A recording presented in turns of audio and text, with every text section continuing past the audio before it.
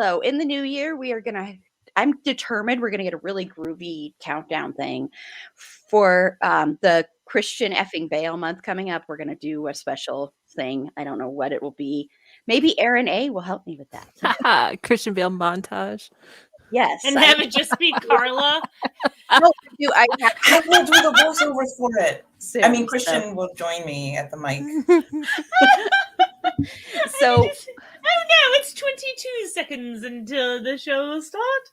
Oh, 20 seconds. yes, Carla, you need to do this. Okay, It's you need to 8 record seconds. yourself counting That's down. fine by me. Okay. So record Christian effing Bale. Counting down. Your roommate. Hey, Jesse. In the new year, will you be saying groovy, Aaron, instead of awesome? You mean? Is that I'm a new like- change? Or will or was that to Aaron A? See, there's 2 Aarons tonight. So tonight. So hello, welcome to It's a Fandom Thing. Tonight we are going to be counting down our favorite things of 2021. I decided, and I regret this instantly, but I decided to give my panelists a little bit of freedom here. So you're not just limited to 10 things. You're limited to a few for each number. Hey, Mal. When this comes out as the podcast episodes, those will be divided into 2. So that's why I kind of went, okay, I'll give you a little free reign. And then we're doing something that we're going to do every year. We're going to highlight a filmmaker that we love and appreciate. And if you know this podcast, I think you should know what filmmaker, you should be able to guess what filmmaker we're going to be talking about. But if you don't know the podcast, then I don't know if I want to know you. No, I'm just kidding. I'm totally kidding. Totally kidding. I feel like you'd be like, welcome, new fans. Yes, welcome, new fans. If you don't know the just leave podcast, now. I love you. Go back and listen. We've actually had a couple of new listeners that came over from Liberty Diner Dish, of course. Again, every time I'm on there, we get new listeners who go and listen to old episodes and talk about it. So thank you again, Eshell and Liberty Diner Dish. Okay, and if you didn't see it before, here's the bingo card again. I should have made a special one. I didn't, but most of the stuff is probably going to come up anyway. I mean, Christian effing Bale came up already, so go ahead and mark that if I can find it on mine. All laughing. Awesome is the free space because I say that too much, and then maybe next year I'll say groovy instead. We'll see. We didn't really actually say it, so I might not give that to you, but we'll see. Most of the stuff will probably come up no matter what. Okay, so this is the way we're going to start this, actually. Is first off, actually, I'm going to give a big thank you. No time for bingo. Mal must win. I have a child to wrangle. Oh my Okay. God. The cutest. Okay. Jesse. I'll shut up. I'm sorry. That was a lot of emotions. Okay, so I'm I going want to to keep give... that to my DM to. Sorry. It's so early. I started so early. Oh man. Yeah, we've never done a drunk podcast back on Thursday for Dexter. None of us were drunk for that one. Right, Carla? I'm not even drunk, y'all. So I know. sober. So sober. sober. All 3 of us. Well, Jen was she was soberish. Was she though? Soberish is how I get through my weeks. No, I'm just kidding. Okay, well, I want to give a quick shout out to our Patreon supporters, including Mal. First off to Mal. Mal and I, we haven't set the date yet, but Mal and I are going to be doing a live tweet in 2022 in January of the seminal classic on Disney Plus, Halloween Town High. Yes. I might actually watch that Cannot just wait for this. the live tweet. Well, I went down a TikTok. I go down this hole in TikTok all the time anyway. But I went down a hole to try and find I'm like, okay, let me see if there are Finn Whitrock Halloween Town High. Fit walk. And there were so many that were like, how does this become this? Where it was like his character in this show or movie that I've never watched, and then his characters in American Horror Story, and it was pretty funny. So, but a lot of those I kind of felt like he looks like he's like 15. I can't save these. Hey, Panda. Hi, Panda. So anyway, that'll be a lot of fun. So stay tuned to our social media and everything. We'll be announcing when we're going to do that. Not sure when, but I'm really excited, Mal. That'll be a lot of fun. The most probably PG live tweet we've ever done. Meg's shaking her head. If anyone can make it not PG, it's this group. I was gonna say, I was like, oh, that's really Everything's cute and PG with me. optimistic. Everything's PG with me. I didn't create a folder in Canva because I'm creating end of the year videos for next Sunday, our special only live stream only. And I did create a folder that says horny host and panelists. There's already like 90. Did you clips. add and panelists so that you didn't feel so alone?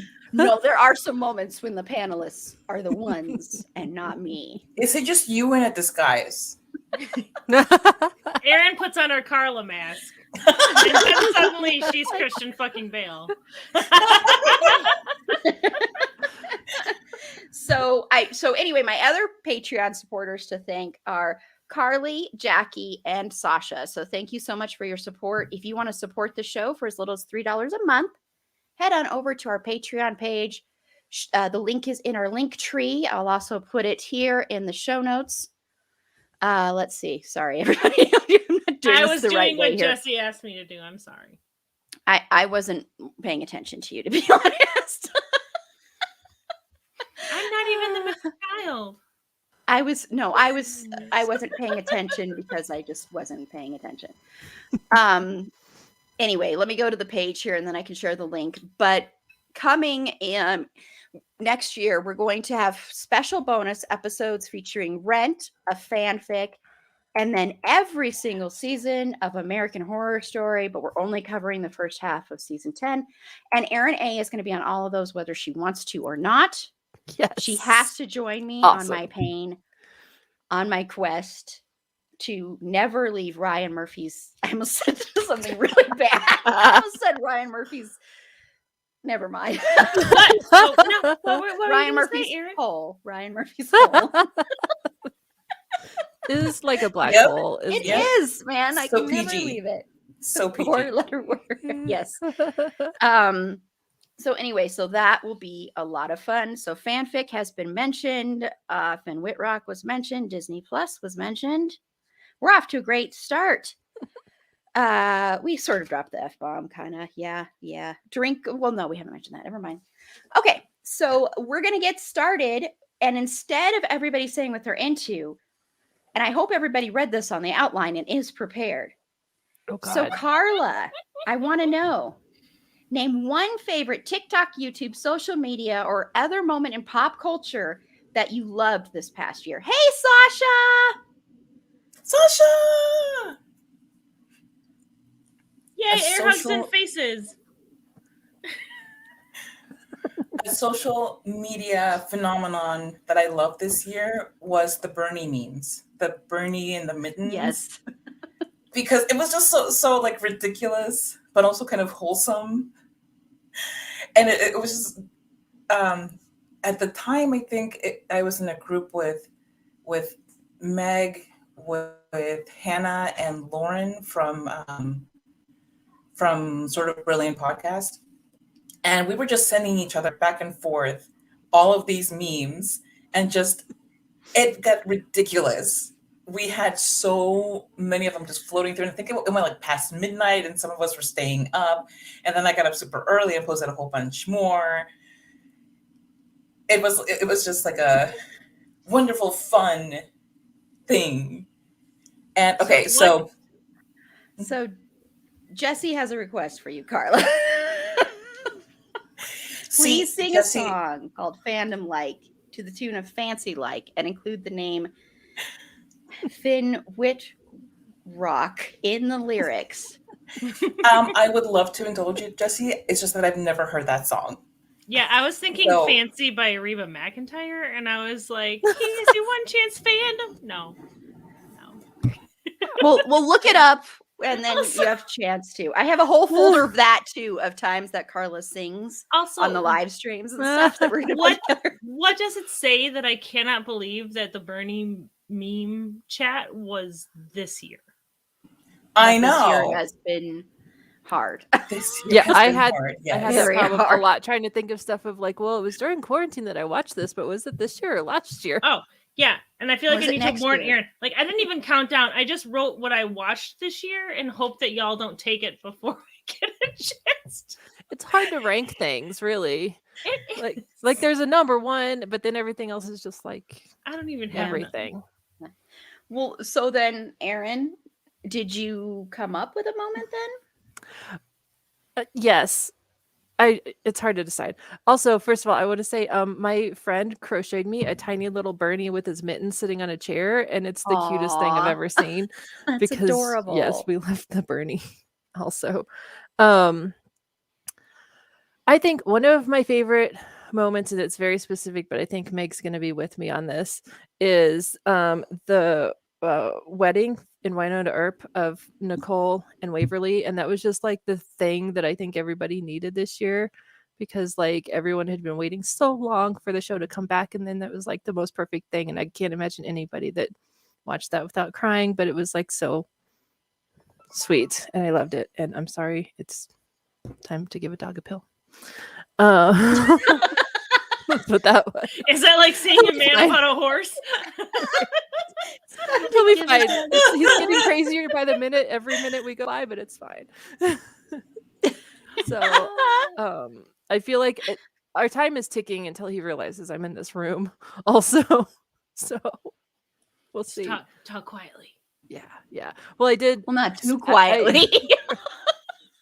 I put like I music have on the tinnitus. TV, so hopefully he can't hear me, but he does have ginormous ears. So, but I pretended like I was leaving, and I told him goodbye and stuff, and he went and laid on his bed, and then I came around and came in the back door into this room. I thought you were gonna say I like crawled through the window. So No, luckily there is a door in this room. It's like some weird addition to the house. It's really strange, but so there's music on the TV, so hopefully he won't hear us, because as soon as he knows I'm in here, he's going to start barking and throwing himself against the door. But that's I love that. So, Meg, did you have one for this? I do. It's not like a personal thing or whatever for a social media moment, but there is this middle school choir teacher on TikTok named Mr. Richter, and he had Clarence the spider that some student brought in, and he hung from like the projector in his classroom, and then all of his middle schoolers started like worshiping the spider as a god and bringing offerings, and he was recording. And it's like, I have a middle schooler, so it's really, really funny to me because middle schoolers are so weird. And it tracked so much. And I will 100% send you guys the link to this video because it's amazing. And yeah, Jesse, now that you tell me, so you said fancy like, and I didn't click with the Applebee's song. It's the Applebee's song, if you guys don't know. Like, The yeah, what Applebee's fancy one? like. Don't sing too much of Applebee's it on a for- date night. Don't sing too much of it That's for it. copyright. Okay. I'm done. I still don't know it. I have no idea what you're talking about. We're obviously on Yeah. different Oh sides my of God. TikToks. I have like godlike spiders and a bunch of kind of hot rednecks dancing to a country song about Applebee's. What? I don't know. Aw. And lesbians. That's my TikTok, and I love it so much. Apparently, I don't spend enough time on TikTok. I Yeah. spend a lot of time on TikTok. I do. Mal, I have sent you these TikToks. It's been a long goddamn year. And Destiel, yeah. So for me, TikTok in general, I'm just going to say TikTok in general because this was the year I really discovered TikTok. Mhm. I created a TikTok account for the dogs like last year, and I kind of ignored it and went, I don't understand this. And then we had created, or Aaron had created one for the pod, and then we kind of ignored it too. And then I was told by our producer through our podcast network that we really need to start getting on TikTok. So podcasters out there, this is what I've been told. You need to be utilizing TikTok. So we've been utilizing it more, and that's been a lot of fun and trying to figure out what works and what doesn't. And I think it's all aspect ratio. That's what I have figured out. I'm pretty sure that's what does it. Aspect where you'll be ratio, reviewed. like, Yes, no, seriously, the way It's it shows super up on weird. the phone, I was because if in it doesn't show up 1020. if it doesn't show up a certain way, then you won't show up in like feeds and stuff. But I've also just been having fun going down TikTok holes, which I really need to stop saying holes, but it's true. That's gonna be another bingo card spot, as Aaron says holes, Do I get and better? then talks about very weird hole context. So Jesse This wants is a to whole podcast now. Jesse It's a wants to whole know. fandom I'm thing. going to start muting everybody Aaron, soon. Aaron just has, Self-mute. and there's the other next bingo card. Everyone interrupts Aaron. So Jesse wants to know if we get better engagement from Insta or Twitter. It depends on the thing. I mean, we have more followers on Twitter than anywhere else. We're a lot more active on Twitter than anywhere else. I will say with Instagram, and also this is good for Aaron A to know, we get a lot more notice in stories and with reels. And reels was something I was not utilizing. And then that was another thing that our producer told us to do. So we did one with Christian effing Bale that has more views than any of our other ones. And one about Tears for Fears. Those two have so many views. So, and I can't figure out the Tears for Fears one. The aspect ratio is not the same as the Christian effing Bale one. So I'm not sure, but those also go to aspect ratios too. So the only time I see Fandom Thing TikToks is when I go to the page, but I follow over 1,000 accounts. Yeah, that's probably why we're not like, we're huge. What am I talking about? We're humongous. We're big on TikTok. Yes. Thank you, Aaron. We have some Good videos job. that have a lot of views, but some that don't, and It's some that I'm like, so why hasn't weird. this been viewed like 2,000 times? Like the amazing one that Aaron A made. That is the best TikTok video we will ever have. So go to our page. It's the third pinned one on there because I'm never taking it off of our pinned ones. It's just so weird. Like if we knew like how it worked, but it's like such a mystery of what's going to get views and what's not. It's so Yeah, weird. yeah. It's I a have weird thing. never made a TikTok video. I only have accounts so I can do stuff. But a famous TikToker pinned a comment I made this week, and I'm hating myself for it because I get all these notifications, and it's very annoying. But I have like 9,000 likes on this comment where I literally just said they were arrested and charged. And that's it. That's the pinned one because there was a hate crime in my town. And I was like, they got arrested, and that's it. So that's my TikTok big makes no claim to sense. fame. No That's all it sense. takes. Yeah, TikTok is That's all so it takes. confusing. I don't quite get TikTok. I mean, but I love TikTok. That's the thing is I love it. I have folders of TikTok videos. They're not all Finn Whitrock, just about 99% of them. But I have other ones too, like a couple of Christian Bale and a couple of Dexter ones and stuff. But yeah, I love it for that. And This is like when you say, I don't only watch Finn Whitrock shows, and then it's like goes on to the other things that you watch, and it's just Finn Whitrock fan vids and audition tapes. audition tapes. Sure. Aaron Rao says yes. Although yes. I did say his name, which makes me feel a little disappointed in myself. No, that makes me very happy. Finally. I was so disappointed, Meg. I'm like, really? Okay, I decided to You- day drink today, you guys. You should at least, Panda. You should at least go look at TikTok. I'm serious. There's some of them are so entertaining. Some TikTok things are very entertaining. And true crime TikTok And then is some- a lot of fun. What? Yeah, and then some are like God. just totally stupid and dumb and have hundreds of thousands of views. And I'm like, whatever. I'd say it's closer to reading Playboy for the articles. I did that though. Okay. Well, In anyway. the comics. So we're going to start this episode because I'd like to get started. I don't want to talk about this anymore. It's like I want to get out of this conversation. Okay, so we're going to start with your number 10 of, you can name a few things, Carla. I mean, don't go too overboard, but you can name a few things of TV, movies, songs, shows, what would be in your Aaron Marlowe's use of TikTok for I'm not saying that. So anyway, so Carla, number 10. Okay, so I had these in no particular order because I just can't make choices tonight. But I started watching the series Dope Sick on Hulu, and for some reason I got super sucked into it. And I don't really like those, reenactments where it's like this long, drawn out thing of something that you can read online about what actually happened and it's dramatized and things are not really factually correct sometimes. But it was so good. Like the acting in it was fantastic.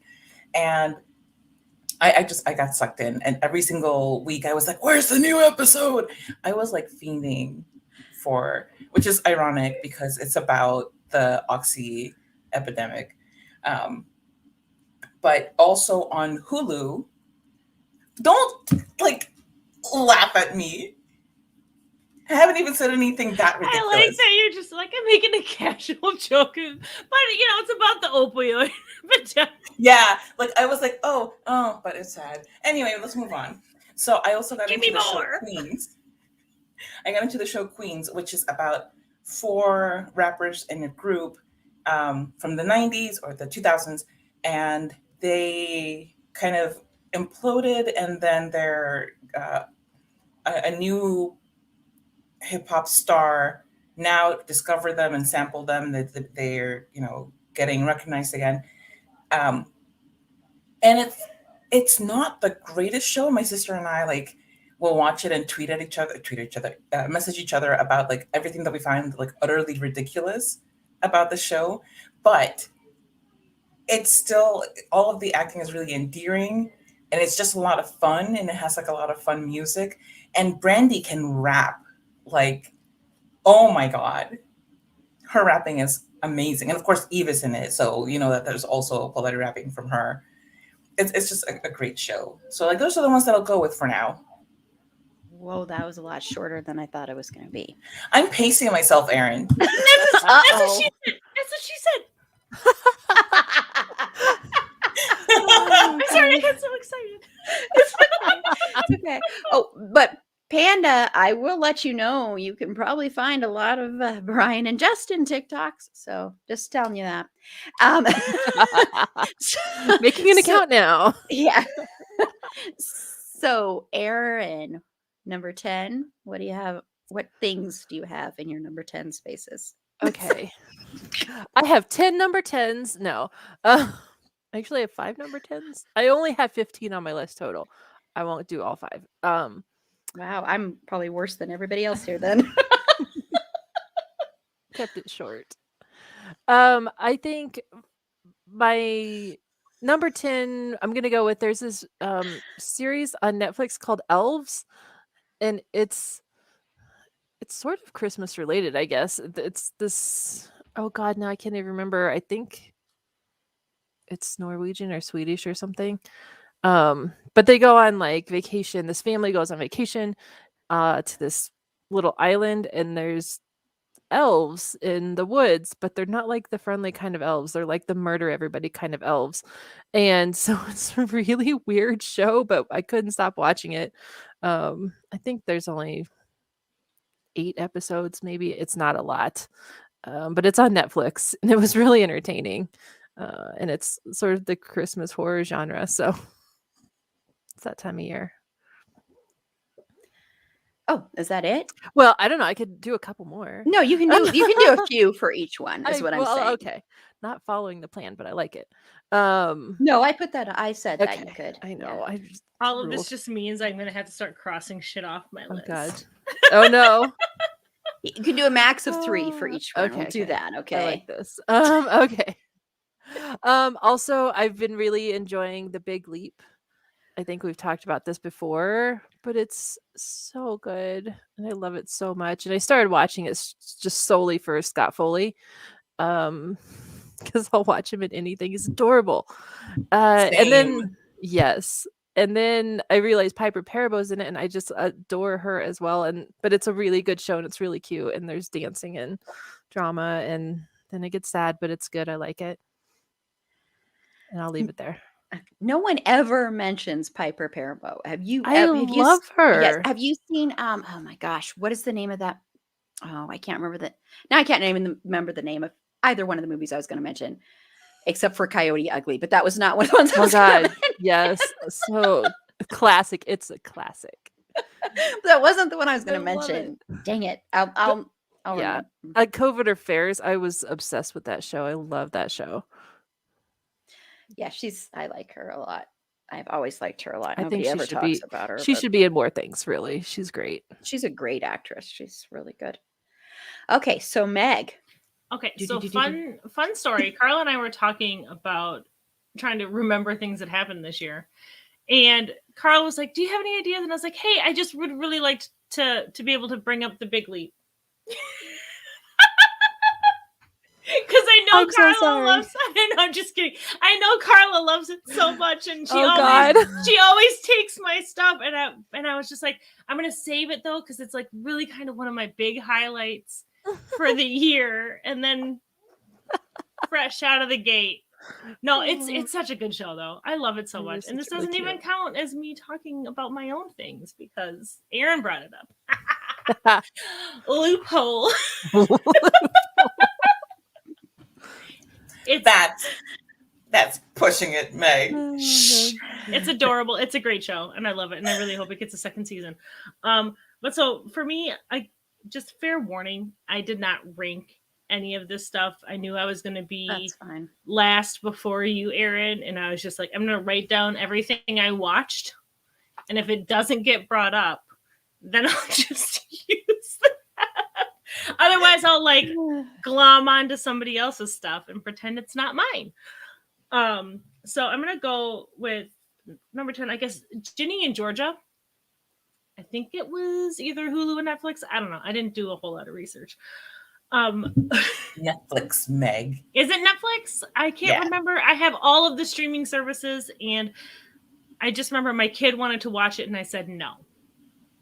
Because it is not like Gilmore Girls. Like, it was kind of advertised to be like, hey, this could be the next Gilmore Girls. And then it gets really dark. Like, pretty fast. But it's good. It's like, honestly, if Gilmore Girls was a bit more realistic about mother-daughter relationships and high schoolers' relationships and interpersonal stuff, it's good. I liked it. Don't let your tweens watch it. Or do. I'm not here to judge. As the only person with tweens here. The other thing I wanted to talk about is the map of tiny perfect things. And Love that movie. Oh my Yes. gosh. I love that. That was on my if everything else gets taken list. oh, see, like I said, I literally Googled everything that came out and wrote down the stuff I saw, and then I was like, oh, I like that, or wrote down the stuff I saw and I liked, or really liked. But this is like a really So kind of good. cute YA Groundhog Day like thing where this kid is just contentedly living their day on a loop over and over again, and then it's Catherine Newton, and I love her, and I love how her career is really kind of taking off, and that makes me really happy. But it's really sweet. It's on Amazon Prime, right? Yeah, Amazon Yes. Prime. Mhm. And it's just this really sweet YA love story, and if you haven't seen it, you should absolutely watch it. It's 2 hours of your time that is worth it. It's really cute. And I guess my last thing that I'm going to say, because I'm really worried someone's going to take this, is a documentary called Misha and the Wolves. And no, it is not about Misha Collins. I was waiting for clarification on that one. I was like, oh God, already. There's no documentary made about this man. It is about a woman who like wrote a memoir about how she survived and escaped the Holocaust. And they created like this documentary and this whole like thing. And then someone, that she had a fallout with the publisher of her memoir, and then they started investigating the veracity of her story and I don't want to give any more away than that. But I mean, if you like World War II, no one likes that except me. I really That's like been in my list for a while. I need to watch Yeah, that. I've heard that's really good. It's really, really good, and like, but yeah, Matt, I only have 3 I get to talk about now. Shh. But Mal did say that they thought there should have had helplines at the end of every episode in Jeannie and Georgia, I'm assuming, like they did with Secret Life of the American Teenager, and they couldn't believe the content they had without helplines. Yeah, well, and Secret Life of the American Teenager was something my sister and I watched as like a goof, and wound up getting super invested in, and even knowing it was terrible. Shailene Woodley is awesome, but yeah, they always had like the little message. But that's ABC Family, and this is Netflix. But I could not believe it got pretty damn dark. Well, and I was surprised. Well, I will say after Outrage, though, it wasn't like they did it at first. Netflix did start putting like warnings and helplines and stuff after the 13 Reasons Why, because that show I hate that show. Someday we'll do an episode on that, why that show makes me so flippin' furious. But they did start doing that because people were so outraged. They did have warnings before a certain episode, I won't say, but well, that book is so hard to read and so messed up. I couldn't believe that anyone who had read that book and decided to make the show wouldn't be like, hey, maybe if someone is reading this book or reading the story, they might have some suicide or some ideation issues. Let's maybe really take a lot of care. Yeah, and that they did scene, that scene, I can't even as someone watch it. who has those ideation issues, was one of the hardest. We're going to be talking about a movie's going to be on my list, and I'm begging Erin A not to take it, even if she does. I don't care, because I'm going to talk about it too. That handles this in a totally different way, and so when you watch things that don't handle it well, which are 99% of the things, it's so hard when you've dealt with that stuff too. And even if you haven't dealt with that stuff, I think it's so harmful. I hate that show so dang much. Anyway, it had a lot and it really got screwed. And it was one of those things where I've not dealt with ideation in that way personally.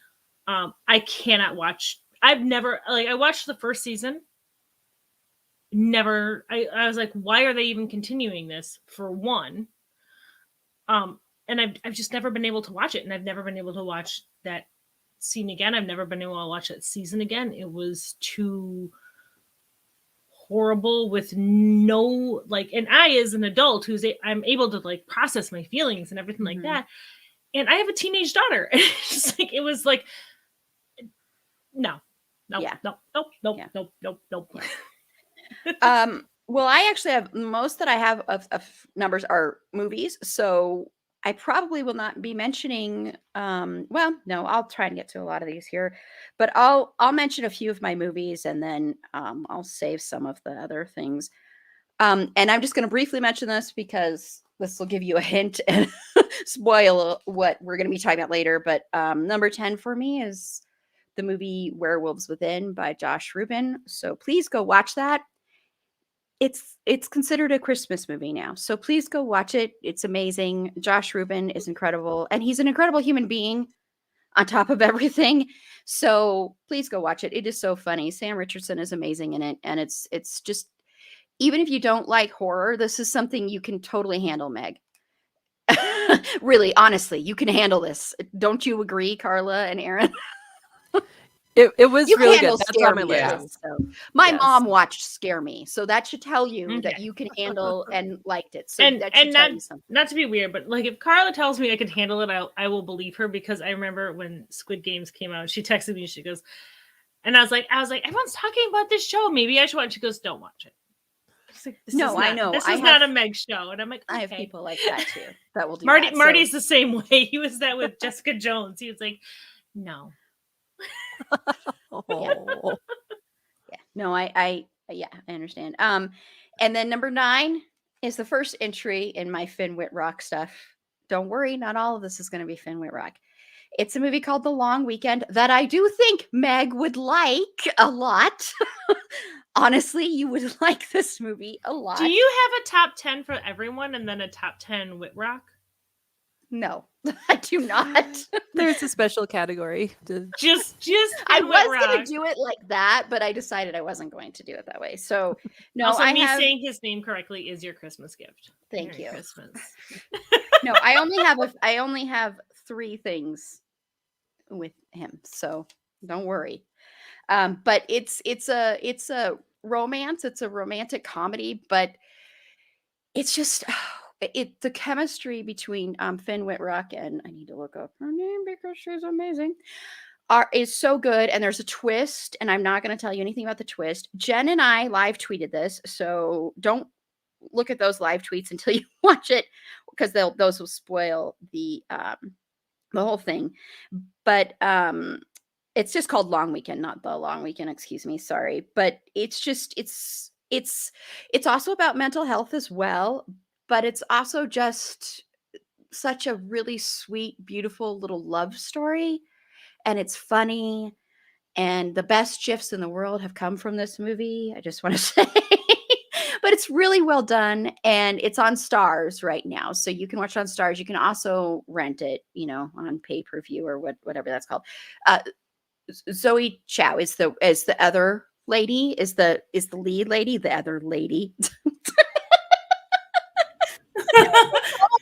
And then, but there's I like other how she's people. like, this is a wonderful Finn Whitrock vehicle, and also there are other people in the movie. I hear. I didn't mean because they're both great. hear. They're both great. They're both great. He does have an amazing monologue though, towards the end. That's a really beautiful monologue. Damon Wayans Jr. is in it, and he's really funny and really good in it as well. So I highly recommend this one. It's not a horror thing. Very, very independent.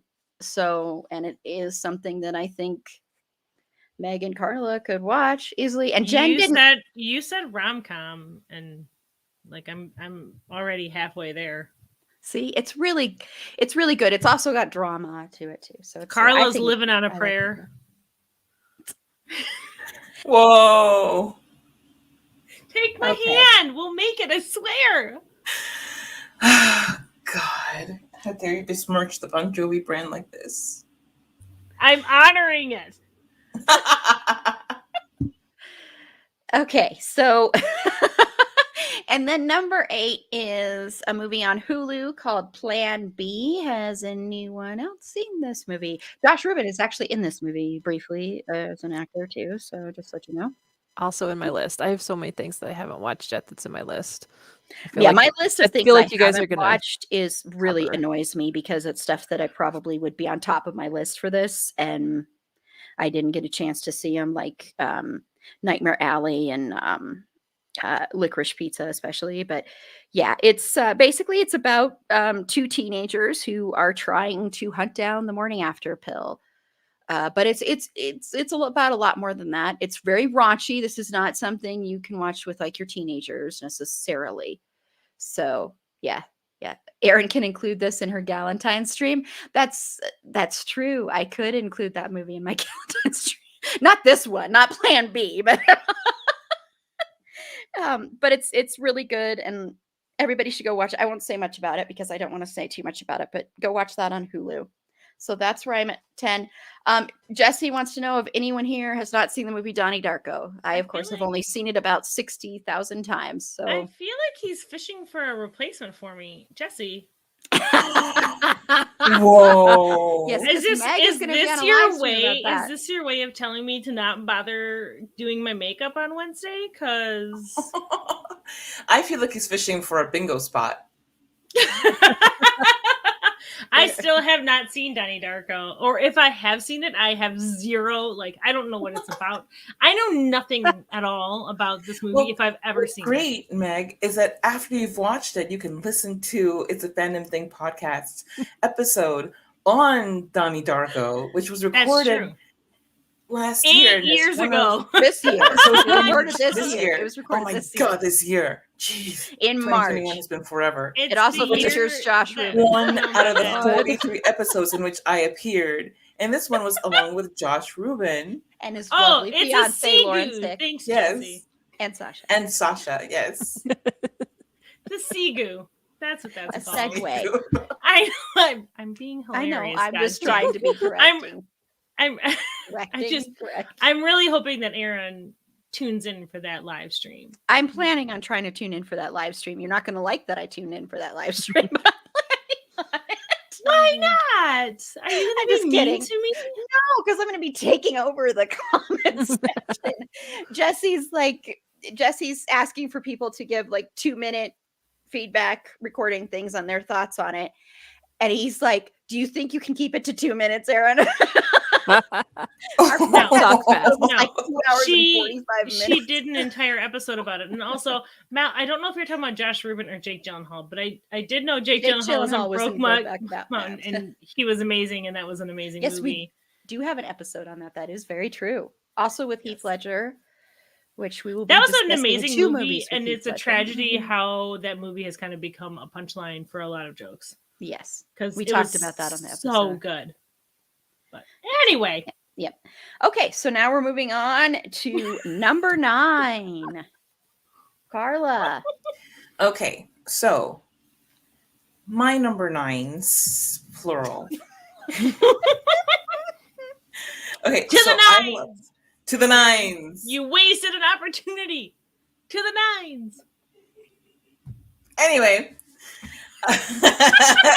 a movie that I have only suggested to Meg like 30,000 times, which is Gunpowder Milkshake, which was a lot of fun. It's just it's one of I those love very Meg's like noise. I know. Very it doesn't take itself seriously in the least, but it has some amazing action and great performances by Karen Gillan and Angela Bassett. Michelle Yeoh is in it, and she's so cool. Carla Gugino. It's a great fun movie. You go into it with no expectations, and you will be rewarded with just a lot of fun. And also, in kind of the same vein, but much more dumbed down, is Army of the Dead. Because Army of the Dead, Much more dumbed down.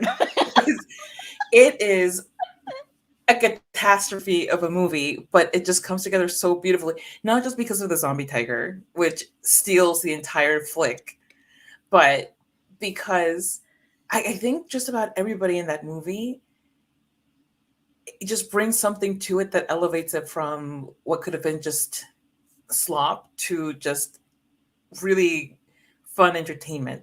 It's not something that you're gonna write a thesis on the filmmaking of Army of the Dead, but you will enjoy it. You'll enjoy those couple of hours. What, 3 hours is it? No, that was the podcast That was episode we did that about was it. the live stream. It wasn't That even a was a live podcast stream. episode. It was just Right. a live stream that was over It's 3. only a We 3-hour beat the zombie Zack movie. Snyder cut. Oh, it was so much fun though. Like that was one of the most fun live streams because that And was we got also serious, bananas. too. We got serious too, though. Yes, we did. We did have serious you, Mal. moments. Was I in that, or did I just No, you watch were it? not. I remember. You just watched it. Okay, because I remember talking about You were the not tiger on a it. lot.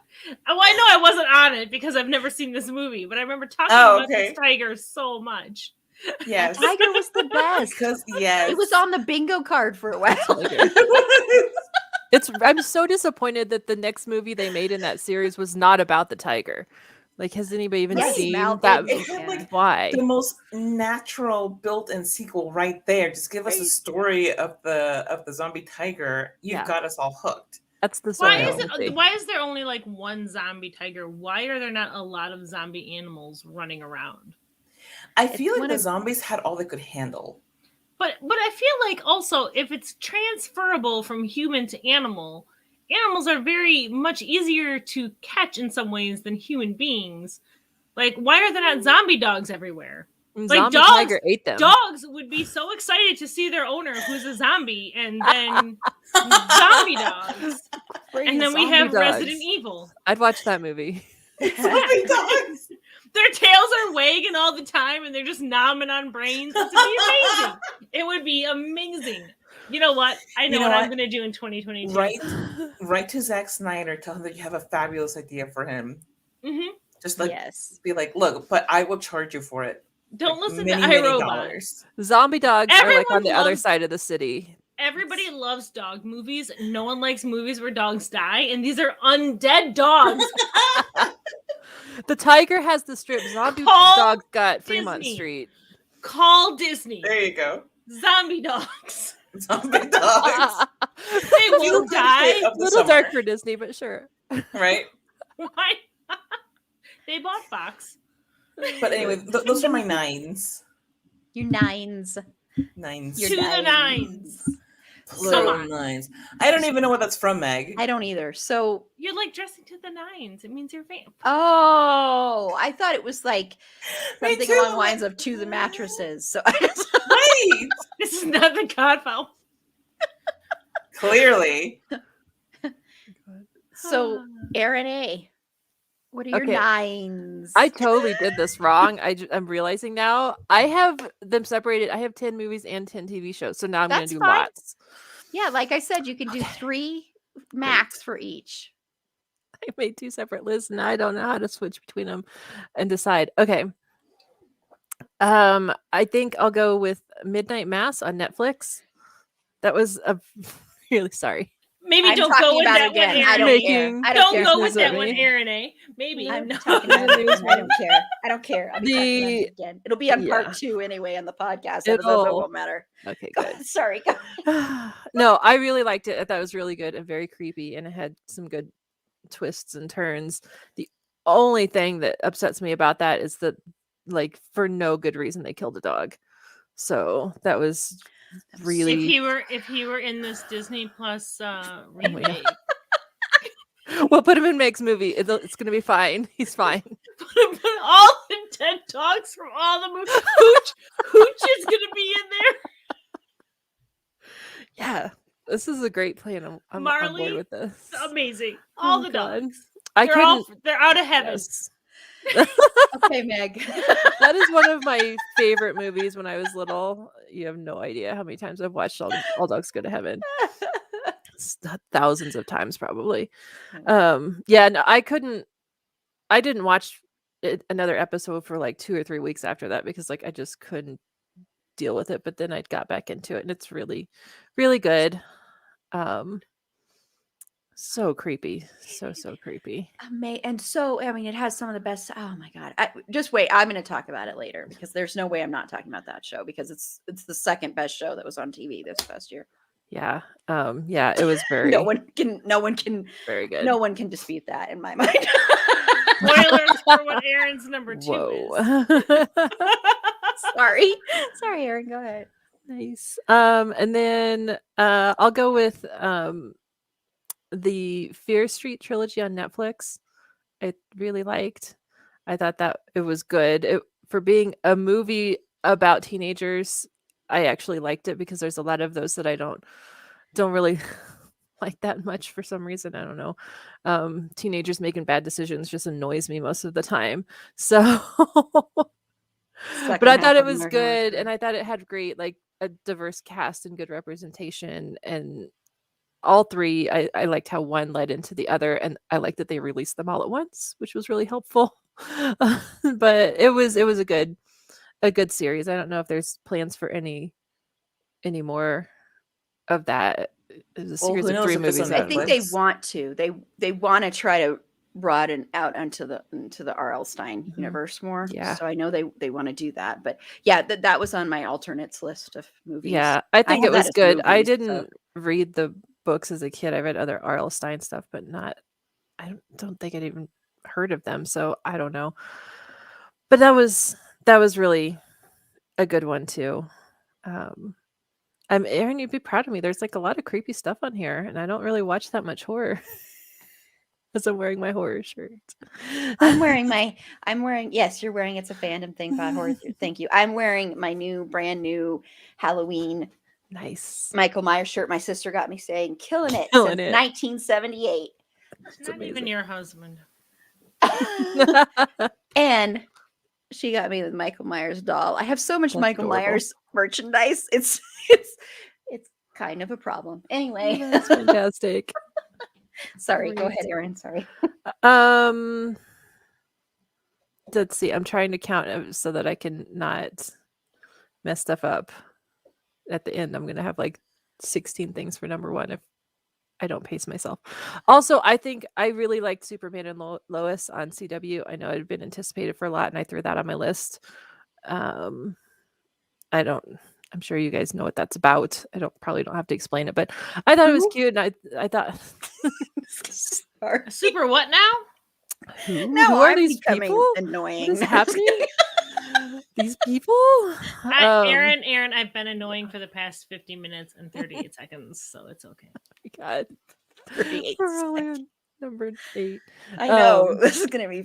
We're on number 9. We're not Number even 9. On Oh number God, see, I 8. can't even count. I don't even know what I haven't done I'm number on. 9, and Meg hasn't done number Oh 9. God. This is right? gonna be a 2. That's why this is gonna be a 2-parter Fantastic. Yeah. for so the I podcast. yes. Not for this. Awesome. Yeah, so that's I'll leave it at that. Superman and Lois. I think it was good. It was started out rough, but I think it's the next season is going to be really good. So I'm happy about that. Did anyone watch Cowboy Bebop? Jesse wants to know. I have not watched. In the list, no. I have not Yeah, watched also on my the list. anime or the live Me either. action. The live action at the very least is on my list because I love John Cho. I really, really, really don't like anime though. Like everyone else in my house has watched Cowboy Bebop, but me because I just don't like anime. I don't like I'm with you. cartoons in I'm general. with you. I'm with you. Oh, that reminds me. Adding something to my list. Yes. So, but feel free in the comments too. I kept meaning to say this to shout out some of your favorite stuff. So, yeah. So, Meg, what are some of your number 9s?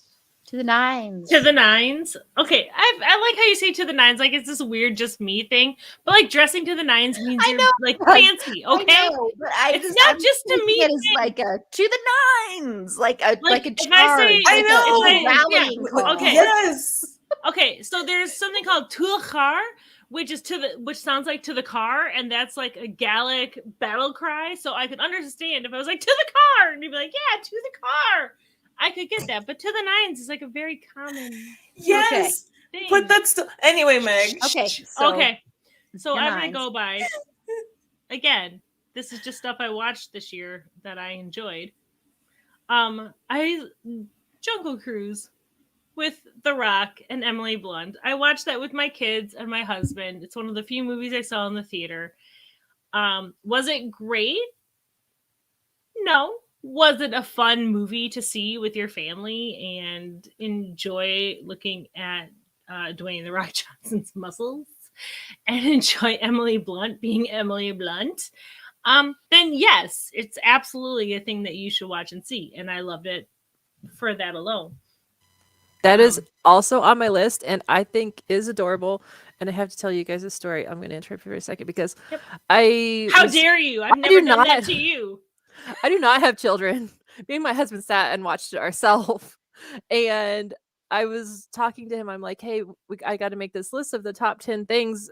What should I put on it? And he goes, oh, Jungle Cruise was his first thing that he said. It's so cute. Like, it's just like, it's a really fun, like, it was adorable. This is not to put them in the same tier because they're not in the same tier, but it reminds me a little bit of The Mummy in that, like, it's just a fun kind of adventure fantasy movie that's just it's a good time, and I like it. And Mal, I haven't seen Spider-Man yet, so no spoilers, guys. I haven't either. So My Has husband anyone? took my kids to see it on opening day, and I have not yet. Yeah. I didn't think I wanted to see it till they came back, and then I was like, "Oh, I'm just gonna go." And he was like, "He's like, not without me or not." I'm like, "You've already seen it." And he's like, "I don't care." So anyway, I'm sorry. So my other number 9, I'm gonna mention is Sex Education. I feel like it should be higher on the list because season 3 was really good, and the show is just. It's just a good show. I'm pretty sure. Aaron, you watch it also? Aaron A? No? Aaron A? No? Well, never I mind have then. not seen it yet. It's in my list. Again. How dare you? Okay, We're covering so it next year. it's a fun, interesting show about teenagers kind of dealing with sexuality, and it's really outlandish. They do a musical where they're retelling, I want to say Romeo and Juliet, but everything is penises and vaginas, and it's just like, it's ridiculous and wonderful. And Gillian Anderson is in it, and that makes it like, You didn't know that, Carla? No, I Yeah. had no idea. Carla's Yeah. in. Carla, I have told you to watch the show. You didn't tell me Julian was in it.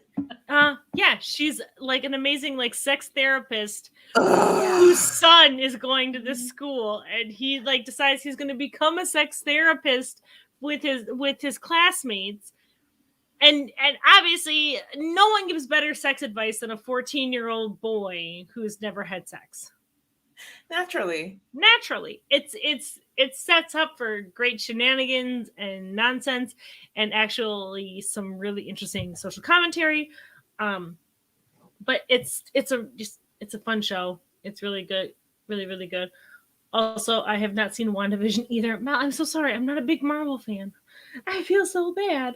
But here we go. My last number 9 I'll talk about is Shang-Chi, which is a Marvel movie. Nice.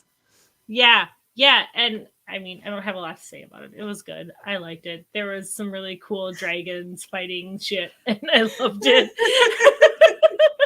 I thought it was really, really fun. I don't know. I don't have it. Like I said, I just wrote down things I saw this year, you guys. It's fine.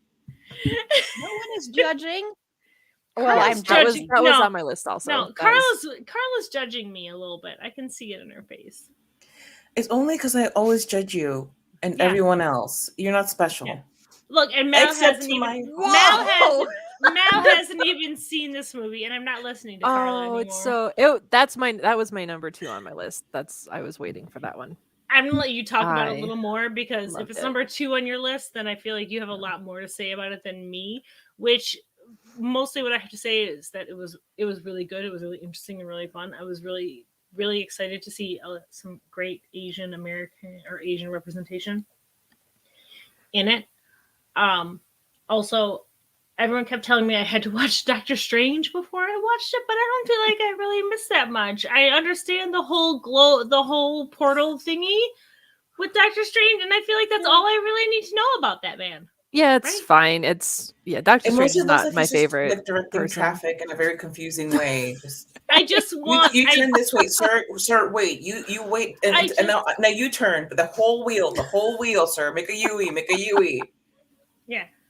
I feel like it's very much just like, I want to hear Morgan Freeman telling me about this wormhole that Doctor Strange is making, and I don't really care about seeing Benjamin Cumbersnatch create them. Yeah.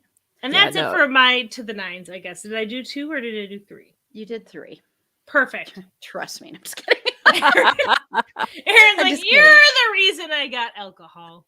It's Like, true. I wasn't gonna literally, I drink. was, because I She told her to was. go I get wasn't alcohol. drinking, and then I went We got peer some. pressured Aaron into getting Yes, alcohol. it's true. Aaron had the FOMO and had to run out for some I alcohol. did. for So a- did Carla. Carla got port though, which could not really. I got port. Man, classy. Okay, drink mention. I have Okay.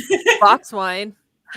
Hey. I'm I drinking have Truly mango, and then I've got a Truly strawberry. Nice. Okay, I knew listen, you were my going to gag at that, husband, but I don't care. my husband brought me like the tiniest amount of port, Aww. and then I was like, I need you to double that. And he's I like, need but more it's a port." sipping wine, and you're supposed to just enjoy. And I was like, I Are will you like, do do you know what that." we're doing right now? Right? It was like, And we're not. We're oh, only on number 9. I mean, I this is- I, okay. If So I'm you- gonna speed up 2 now. numbers I- with 1 glass. This is not good. this is the mistake. Aaron is like, you can have 3 for each number. This I was know. a mistake. I don't That know was what a I was fatal thinking. error, Aaron. I know, but I I'm drink gonna go so with my much number more 9. during podcasts than I do any other time because I'm talking so much and I get thirsty and never think, hey, bring water. Never. My So wine's so I'm gonna do for number 9s. I'm gonna do one of my TVs and To a the couple of 9s. music, and because I've got a bunch of movies, but I'm gonna save those more for the. So for music, this was a great year for discovering music through shows. Sorry, that was really cheesy, but Yellow Jackets, which will come up later. If someone steals that from me, I don't care. I'm going to mention it again. I So won't steal Yellow it. Jackets What had is Yellow Jackets? it's Oh, it's amazing. You'll so hear more good. about it later. It's on Showtime, and it is amazing. If you want to watch a show with some very complex, well-written women, damn it, go watch that show. Seriously.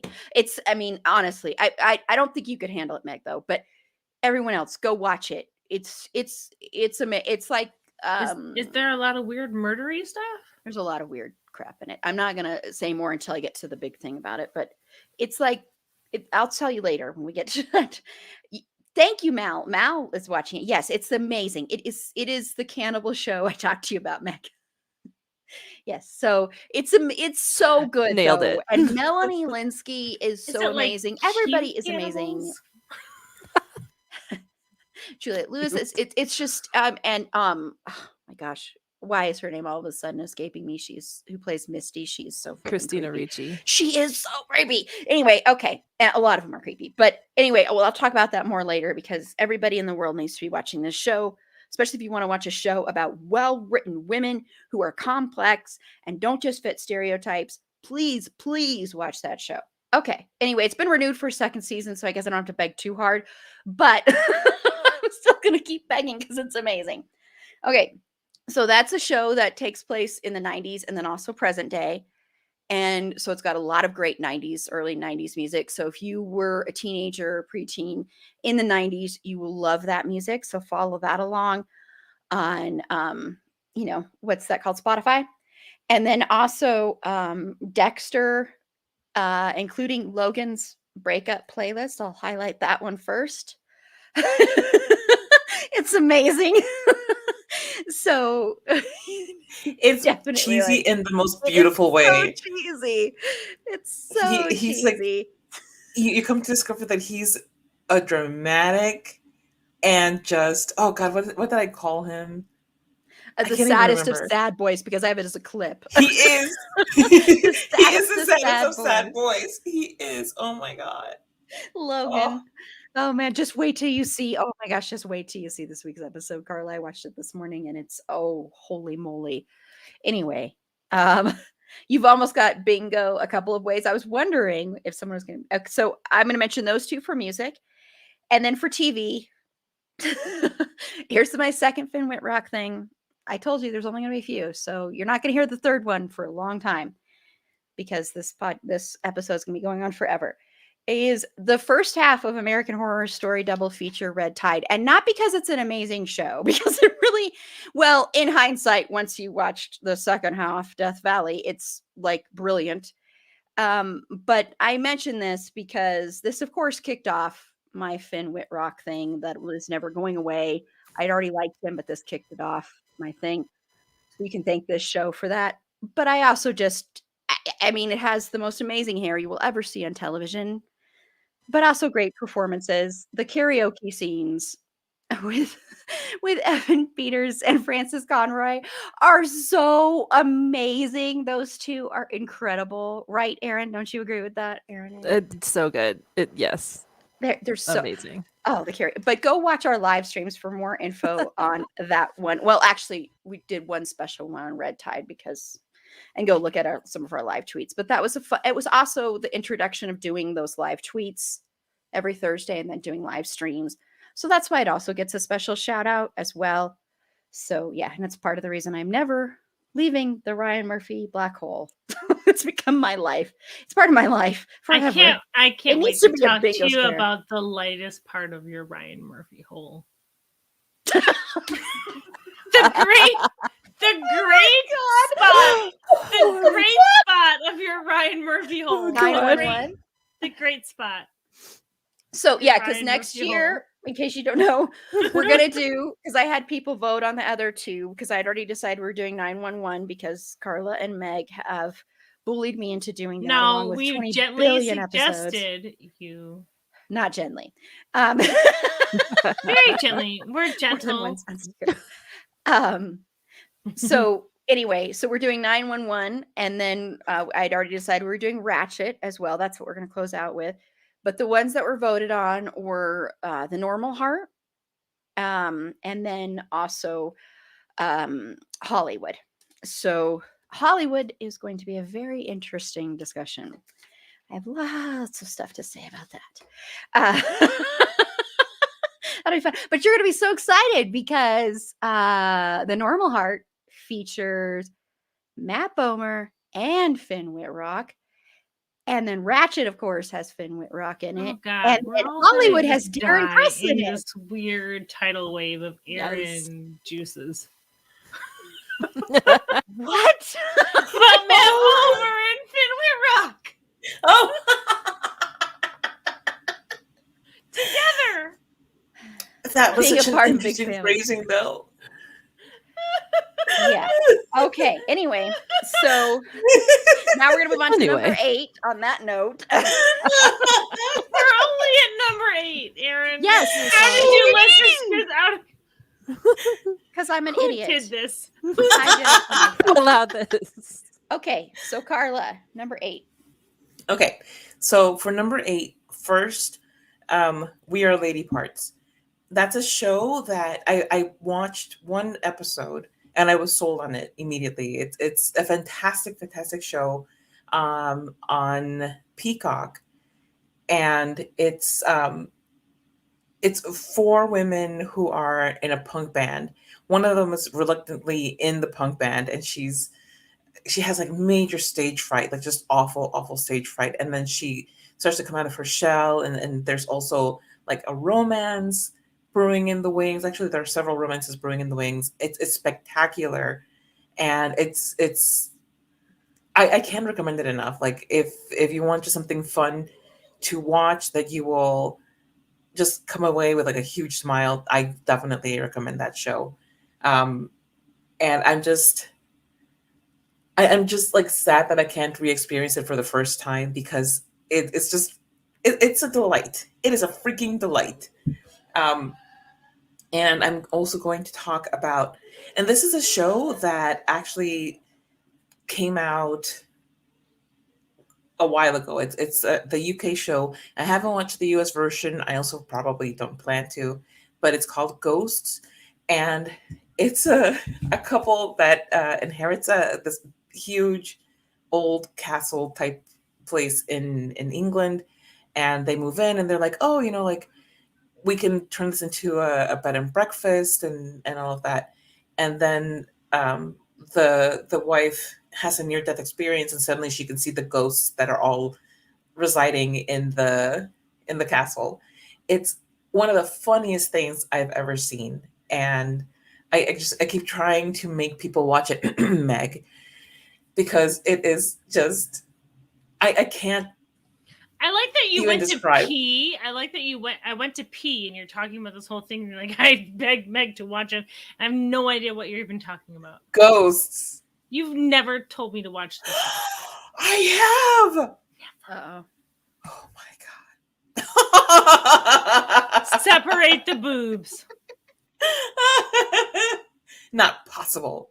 But no, I couldn't recommend it more. It's just watch, just if you want something that will just make you laugh until you can't laugh anymore. We Are Lady Parts and Ghosts are just slam dunks. Awesome. Thank you. And then Mal's probably already gone off. I didn't mean that to sound like that, but sorry, I'm just okay. But Mal got bingo. So there we go. Yay. And I'm gonna DM you later, Mal, because you might not be, I'm assuming, I mean, this is gonna be going on, we're only on number 8. So don't worry, you will be here probably. We'll be here for a while. But what I'm doing for this one, and I'll probably be doing this from now on for a while, is since we do have special It's a Blank merch, and we are going to have more coming soon, you get to choose between either it's a fanfic thing, it's a Destiel thing. I have a feeling I know which one you're going to pick, but it's a Christian effing Bale thing. Or one of the new ones that are coming, like it's a fandom thing, it's a horror thing. There might be other ones. There are going to be other ones as well.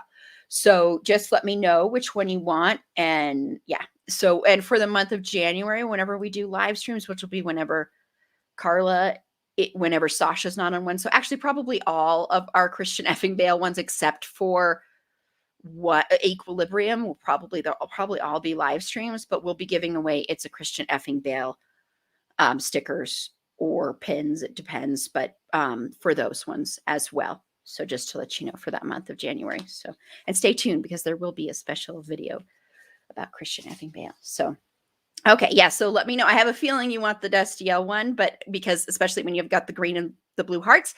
So I figured that's the one you would want. So let me make a note of that. Okay. So Erin, you're number 8.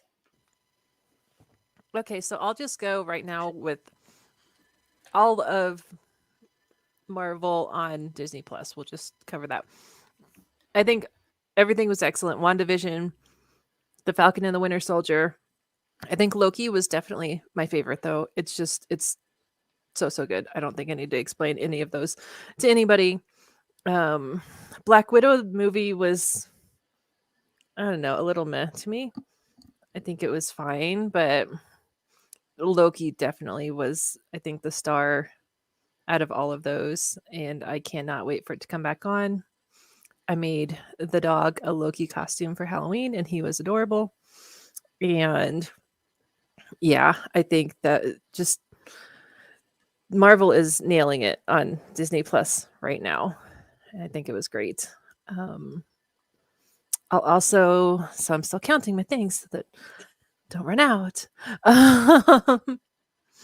But another one that I really enjoyed was Sweet Tooth on Netflix. I think it was cute, but it was also a really good, interesting story. And I don't know if any of you guys have seen it, but it's really good. Basically, all the babies in the world start being born as like hybrids, and there's this little boy who's like a deer hybrid, and he's so cute.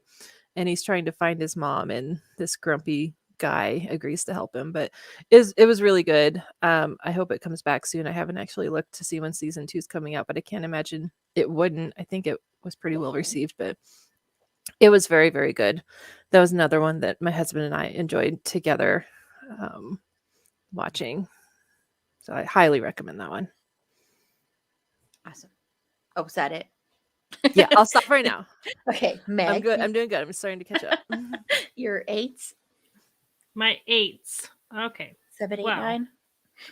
I know. That's not the joke, Aaron. No, I'm just kidding. I'm just gonna mess with you. Okay. So I'm gonna put it in here. I would put it higher just because I know no one else is gonna talk about it because no one else cares. But it's also not important to me. I'm gonna put in here The Hating Game. Yeah. Because this is a movie where I cannot decide how I feel about this movie. I just love that this made your list. It did make my list because any movie that in 16 days I have watched at least 7 times, I feel like deserves a part on the list because I have consumed very little media this past year, but I've watched this movie so many times because I cannot decide if I really like it or if I kind of hate it. Like, I have not been able to make a decision, and I feel like it sounds deserves like both. It's a little bit of both, but I feel like it deserves a spot because I've watched this movie more than I've watched literally anything else this entire year, trying to decide how I feel about this movie. This is a very confusing recommendation. I know. Oh, no, this is just the best of. It's not like a I recommendation. feel like if it's thing. the best, you want people to watch it, right? Yes. I'm putting it on my list. I need to know what this is about now. It's on Prime. I think right now you still have to buy it. I bought it. Like, I bought this movie Oh wow. because it's based on a book that I really, really like and read a few years ago. And obviously it's an enemies to lover rom-com trope situation. And I've watched it many times. And I feel like I have to say, I have to love it because I've watched it so many times. Like, I'm not even saying it's good. But that's my decision for number 8. I didn't want to put it any higher, you guys, because I'm not trying to be like, this is the best movie ever made. I feel like in 5 years you're gonna come back and say, I didn't want to admit it at the time, but it's actually my favorite movie. in the world. I mean, Yes. maybe. By then you'll have made me read the book and watch the movie at least 3 times, do I like have 4 episodes on it. I've already sent you the link to the book. You can rent it now for $6.99 on Amazon. Yeah, by the you way, I can just rent looked. it for $6.99, buy or it. you can buy it for $9.99. That's why I bought it. So you can watch it over. No, and over now it's again. saying buy movie $12.99. Oh, No, I'm not good buying deal. it. Go away, Ooh. Amazon. Well, Sorry. okay. So my other number after the hating game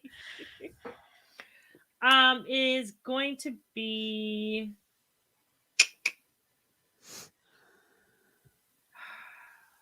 I'm gonna say Big Mouth. Season 5 of Big Mouth. It's one of the very few cartoons I watch. It's a cartoon for adults on Netflix. I don't know. This year didn't feel quite as magical is not the word because it's not a magical show. It's a horribly obscene show, but it felt like there's a little something missing this year from Big Mouth. But I still liked it. I thought it was still funny. Their Christmas special was horrifying, in the best way, especially when you watched it in November. But it continues to be a really fun show that always surprises me. And I'm going to throw a podcast out there. Whoa. Sorry. I don't know why I reacted that way. Whoa! I didn't even have podcasts on here. That's a fandom thing or Bedwood Behead or any podcast that's Then why? associated with this. Then why are you even recommending it? You know what? Never mind. I'm going to change it. The No, sudden go but ahead. I'm just no. Particularly the sudden but inevitable Donnie Darko episode that's going to be airing. Bold choice. Flipping us off right now, by the No, way. wait a minute. That should be my number one. Yes. Sorry. My My number 8. one. My number 8. Honestly, I've talked about it before. Bridgewater is just a really fun, interesting podcast. I know people are like, meh, because I'm a fan of Misha Collins, but even if you were not a fan of Misha Collins, it's a really fun, interesting serial podcast. If you like the idea of, and obviously because it's all released now, you don't have to listen to it as a week by week. But if you like the idea of like older radio shows that give you weekly episodes and continue a storyline, it's a really interesting kind of a serial episode that talks about supernatural beings in the East Coast coastal area, and it's fun and I like it a lot. And no, it has nothing to do with the fact that Misha Collins is on it, which no one fucking believes, but is true. Do we believe her? No, Of course not. no one believes it. But I would enjoy it if he was not even the actor on it. It was really good. I thought it was really fun and kind of spooky. Awesome. We're getting there, everybody. We're moving on, man. Okay, my number 8. Okay, so I'm going to mention some TV and I'll mention one of my sorry, I'm trying to think. Okay, well, I'll mention one of my books because I just have 2 books on here because of the podcast. I've been able to read more this year because I've had people on, so I've been forced to read, but it's been fine. And I didn't realize that whole time my phone was recording what I was just saying. Anyway, so so I recommend the book Unhallowed Horseman by Jude Welko. It's a different take on the Sleepy Hollow, the Legend of Sleepy Hollow story. It's really good. Please pay attention to the trigger warnings that he has, the content warnings that he has at the beginning of the book. Go listen to our interview with him. He's a really, really sweet, nice guy. And, we did discuss that about whether or not for horror you should have content warnings. And I do want to say the content warnings that were on this one, which do deal with the language, but also with sexual assault, were very welcome to have there, because then I was prepared. And I think the way he handled that in the book was really well done, I want to say. So we discussed that a lot in the interview as well. So I recommend that. You can purchase, I think you can purchase it basically anywhere. Go on Amazon, go anywhere, and you can get that book. It's really good if you like that story, especially. I recommend it. And also listen to our interview, but we don't really spoil much, but listen to the interview afterwards is what I would say. And then for TV, I'm going to recommend, I have a couple of like docu-series on here. And the first one I'm going to recommend is the LuLaRoe documentary on Amazon Prime, because yeah, I've had so many friends fall down those multi-level marketing things. I've known people that have sold LuLaRoe products, Yes. and multi-level marketing pyramid schemes are awful and horrible. That's the They're like real horror story. Yes. The horror story is I have to buy all this crap from my friends because I feel bad. I That's don't the buy horror it. story. I don't only buy buy it. Do you know how Pampered many stupid leggings I have and how many Jamberry nail stickers I have? And Really? sorry, don't get me started. Oh, I no. literally, What about what's that one I with will the- buy Pampered Chef, and that's it, because Yeah, I've bought their Pampered stuff Chef is before. legit better. Yeah. Yeah, no, I agree with that. Pampered Chef is a little bit, but yeah, I mean, I've had so many friends that have fallen down this hole and tried to get me to fall down this hole with them. And it's sad to me. And it's sad what this company did to people. And it's sad what happened to a lot of people because of this company. So I recommend that. That's on Amazon Prime. And then the next movie I will recommend will be Halloween Kills. I stood up to show my shirt. Everybody knows I love Halloween. I love Michael Myers. I know a lot of people did not like this movie as much because they said it was very brutal. There was no protagonist. That's because this movie is from the point of view of Michael Myers. This is Michael Myers' movie. This is all about Michael Myers. And if you go into it thinking that, I think you might enjoy it a little bit more if you're a fan of this franchise. If you don't like slashers, you don't like gore, you don't like guts, do not see this movie. This is very, very brutal. Probably the most brutal Halloween movie I have ever seen, I would say, at least with some of the kills. I mean, some of the kills are amazing. I know it sounds weird to say amazing, but honestly, probably the most disturbing part of this whole movie has nothing to do with Michael Myers. There's a scene in this movie, and if you go listen to our Halloween episode, and if you've seen the movie, I'm not going to spoil it right here because it's a big spoiler. I was legit on the verge of tears. So it's a very, very painful scene to watch, very true to life and the way we treat people, especially people with mental illness.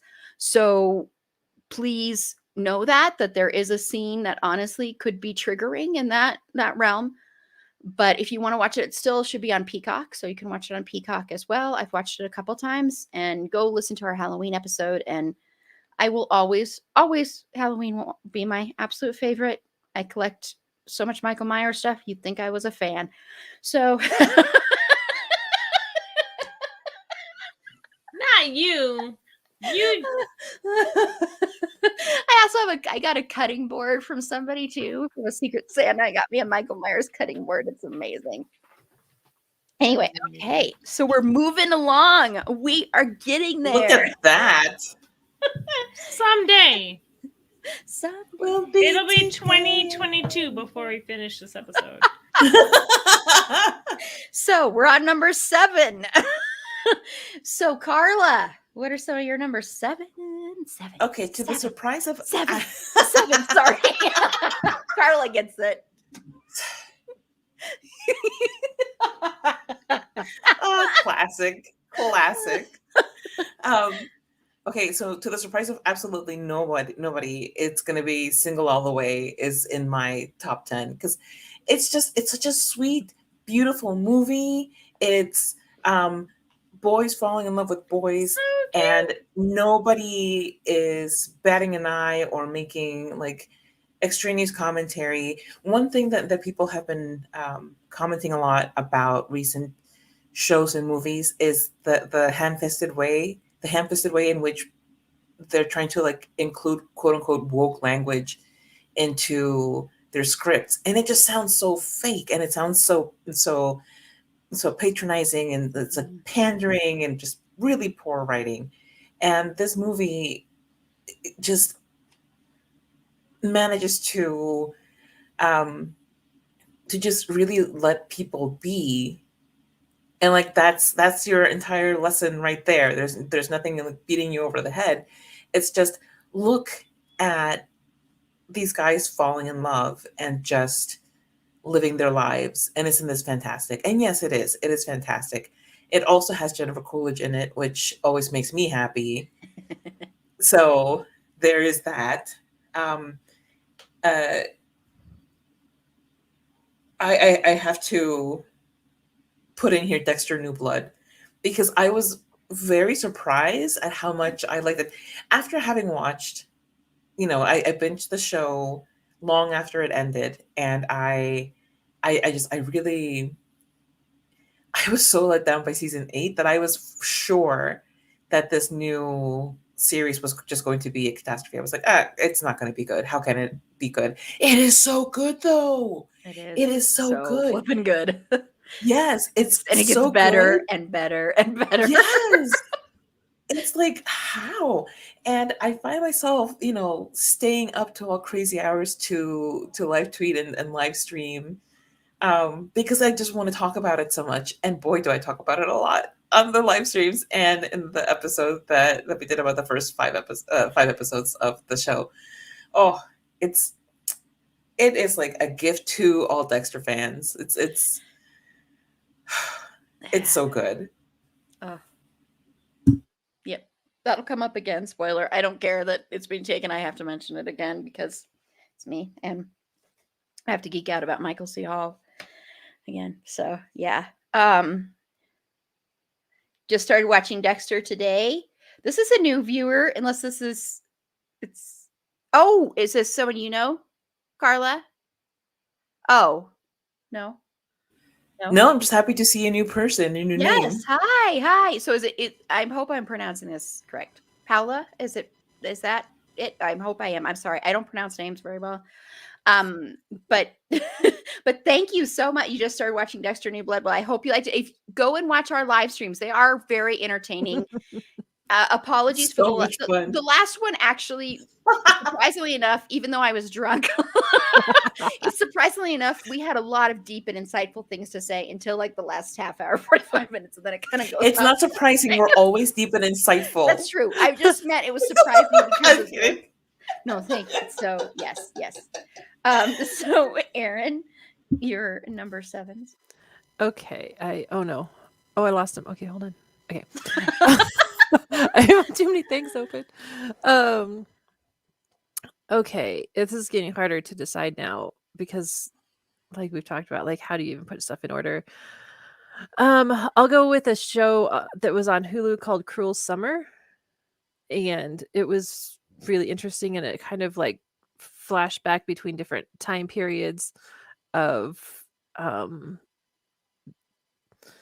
don't even know how to describe it. Basically, the whole world hates this one girl for doing a horrible, horrible thing, and it kind of becomes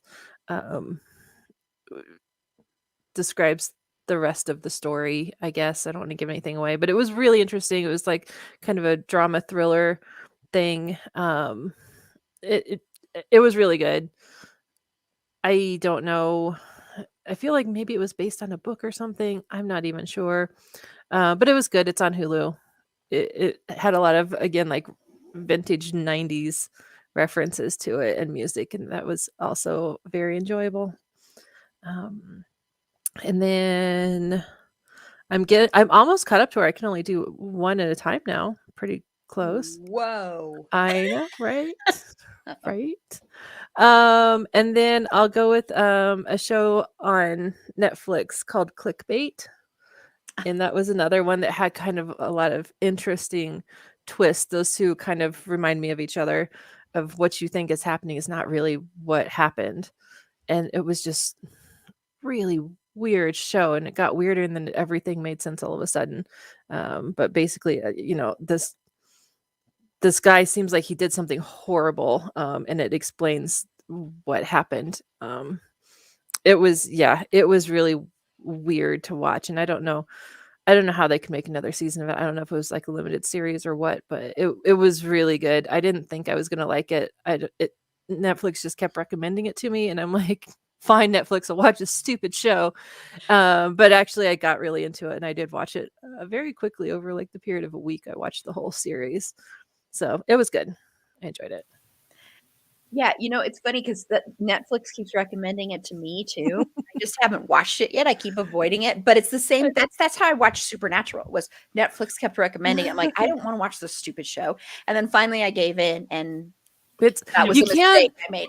you can't argue with the algorithms. I'm like, Yes, for I the know. longest time, Like, you know me better it than I was know myself. right. Yes, For the longest time, it was It's true, recommending me though. to watch Arrow, and I'm like, I don't want to watch this stupid show. I'm not going to do it. And then I watched it, and now I'm just like obsessed with it. I just, like, I don't know why I even try to argue with the recommendations anymore. Netflix knows me, Yeah, I know. They know too well. It's kind of They scary. see you when you're sleeping. right? They know when. Wait, we can't Netflix sing too is much of that. we don't Santa? want trouble. Yeah, Santa. Still really Yes, copyrighted. yes. It brings you gifts. That's true. your Sometimes you don't TV. want the gifts. Sometimes it's like home. And sometimes it's good gifts. So yeah. So was that it for your number sevens? Okay. So Meg, Are you done, Aaron? No. No, Done. I'm just joking. done. And time. We need Like, like a honestly, I buzzer feel to like- hit or Countdown something. thing that I found when we were doing our Dexter live stream. Remember when I played that, Carla? Oh my god. And I was playing Ding Dong, and yes, I have lots of clips of that. We can't mention enough how much drinking was involved. Yeah. Were you drinking? Were you imbibing alcohol? I had started drinking. Is at, that like, really 3 how you o'clock want in to the live your afternoon. life, you guys? I started drinking at 3 o'clock in the afternoon. So yeah. And did I tell you Like- about the sushi waiter? I woke up today. I woke up today and I was like, you know what I feel like doing? I texted my husband. I was like, I feel like day drinking.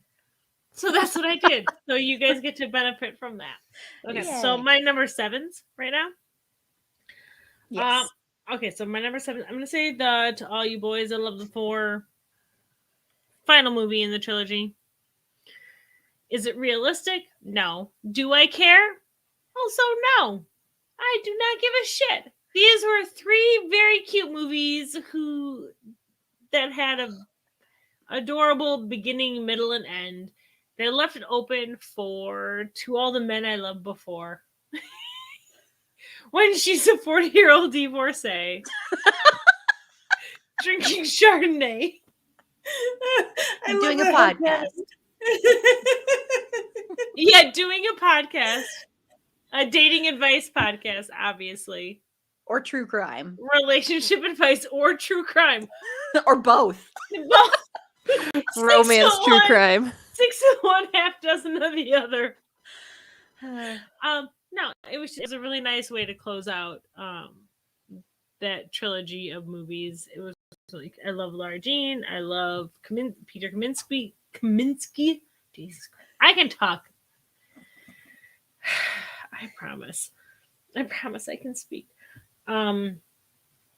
Another one that I feel like should probably be higher on the list, but I don't care. Shadow and Bone was a fun show. Apparently it came out this year. It feels like it came out 17 years ago because this has literally been the longest year of my life. Oh my God. It's been the longest yet shortest. Yeah. It's It's so been weird. simultaneously like, oh my God, it's already December. And also, oh my God, it's December. Fine. It's been hell. This is the 7th circle I feel like we're in right now. But Shadow and Bone came out this year, and I don't know if you've read Six of Crows and The Great King or the Grisha series. I'm going to throw my recommendations around all of them, the books and the show. The show has done a really good job of kind of tying these 2 book series together that don't necessarily like mesh in the book universe, but they do a really, really good job making it work in the show. So I really, really like it. I'm super excited for season 2, and I'm gonna I made my dad watch them, and he likes them too. So there you go, Boomerman. which I feel like is your key demographic, Yes, that is my key demographic. is Boomer boomer men. Boomer men. And then, like, I'm literally just like, here are the shows that I've watched. I'm going to cross them off as I talk about them. And the other one I'm going to talk about is, okay, I don't even know the whole title of it. I wrote down Raya. It's a Disney movie with the dragon, Raya and something. Let me look it up real quick. Okay. Yeah, it was another really fun show that I watched with my kids. I watched like 2 movies in the theater with my children this year because there's a whole panini going on. And, but it was Raya and the Last Dragon. I don't know. I can't say it. But it was a fun animated Disney movie. I always like to see a female heroine who's not driven by romance, who's driven to just, save the world for the world's sake and not to try and get the boy. Yeah. And that's kind of like, that's all I got right now. Sorry. I'm going to wait till we get closer and I'm going to wait till we get closer and people take the things that I'm really excited to talk about and complain when they say it. Okay. Okay. I feel like we should count down from our favorites to our least favorites. No, I'm going to do this that. is the way I'm doing it. I'm counting down from my favorites. Okay. To my Well, you least do it however favorite, you want to do it. so Okay. I can talk about them. Okay, so for my number 7s, I am going to do music and a couple of TV. So for music, once again, like I said, it was great for shows. So I will say, going with that Ryan Murphy American Horror Story theme, American Horror Story, for all its many, many faults, its music is amazing. Amazing. And I think the best music the show ever had was in season 5, Hotel. And I know that's not from 2021, but that's when I started listening to it on Spotify. So I'm counting it. But I mean, come on. You have Sisters of Mercy, you have Depeche Mode, you have Bauhaus, you have all goth stuff. And it's just incredible and amazing. So I love listening to that playlist on Spotify. It's amazing and lovely and incredible. And it's got the Peter Murphy song, Cuts You Up, which is one of my favorite songs. And it made it into my top 5, I think, for my Spotify Wrapped, I want to say.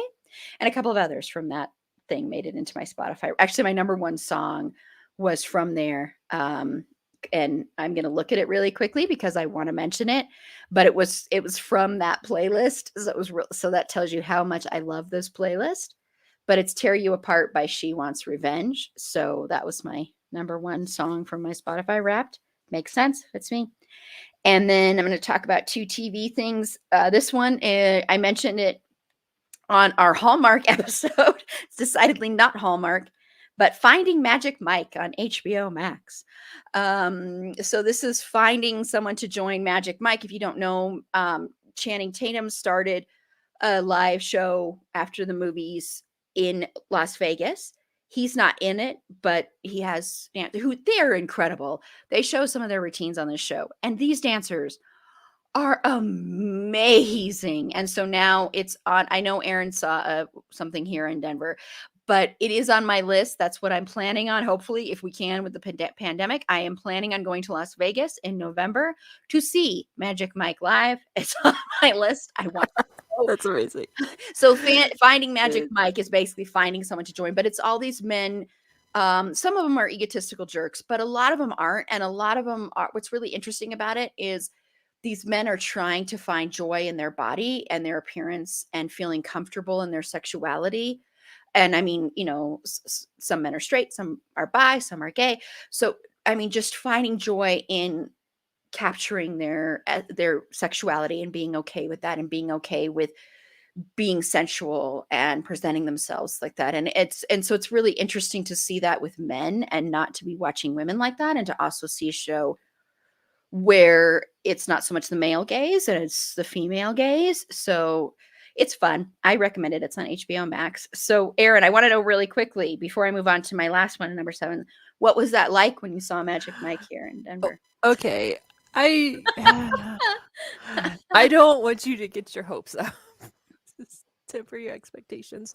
Okay, it was really weird. It was Well, I want to do the VIP experience. that might be better. Okay, so And then you get to go and meet the people. I want to do that. Yeah, that might be a little better. So it was at the Paramount. Erin, you're Mhm. probably the only one that understands what that means, Yes. but we were literally in like the next to last row. We were like the nosebleeds. well, And I didn't have to pay for it. Somebody had an extra ticket, so I went with these girls. But there is a lot of screaming and I get the sense of a lot of like stay-at-home moms that don't get out a lot. Seemed kind of like the vibe that was going on there, which is not my crowd like at all. So there was a lot of like 40-something-year-old ladies that thought that they were being wild. And it was just a very weird experience. And we were also very, very far from the stage. So they were like this big. yeah. But That yeah, probably makes just a like difference. the volume of like middle-aged women screaming was a little shocking. It was like whenever I took my niece to see One Direction, there was all these 12-year-old girls screaming.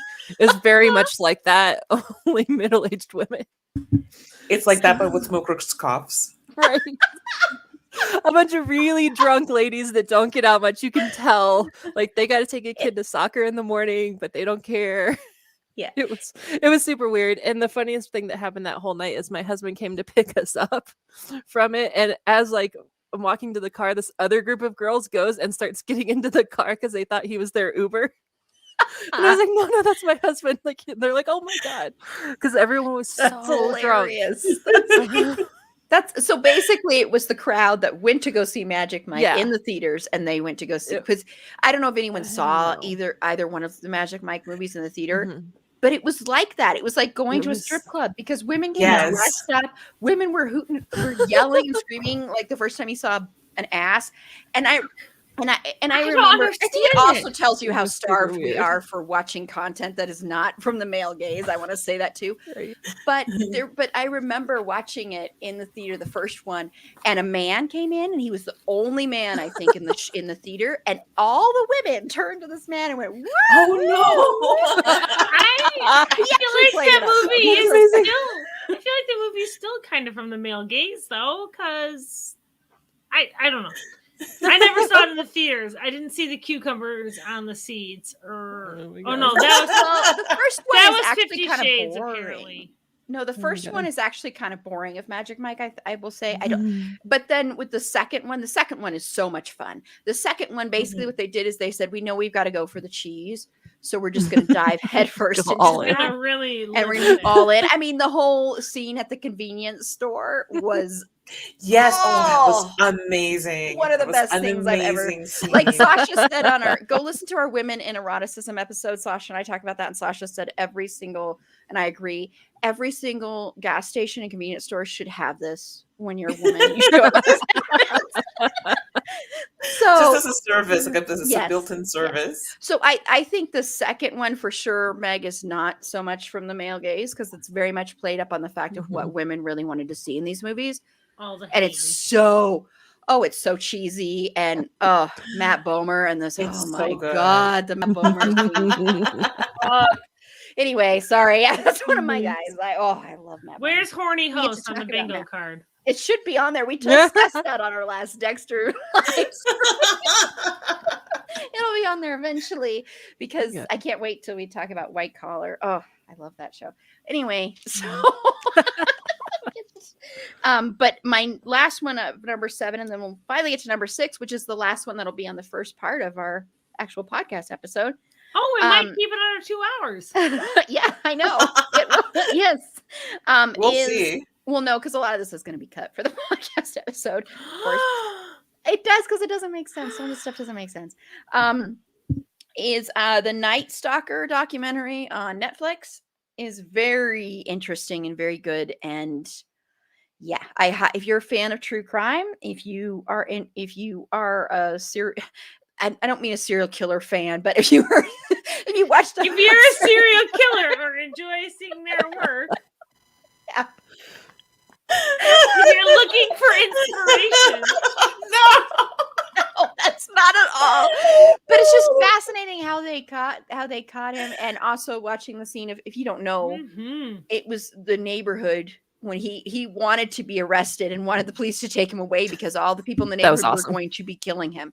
And it was an amazing scene because it's really a great documentary. I highly recommend that if you're into true crime. Okay. What was that documentary? It's the Night Stalker document. Whoa, what's going on? She's very interested.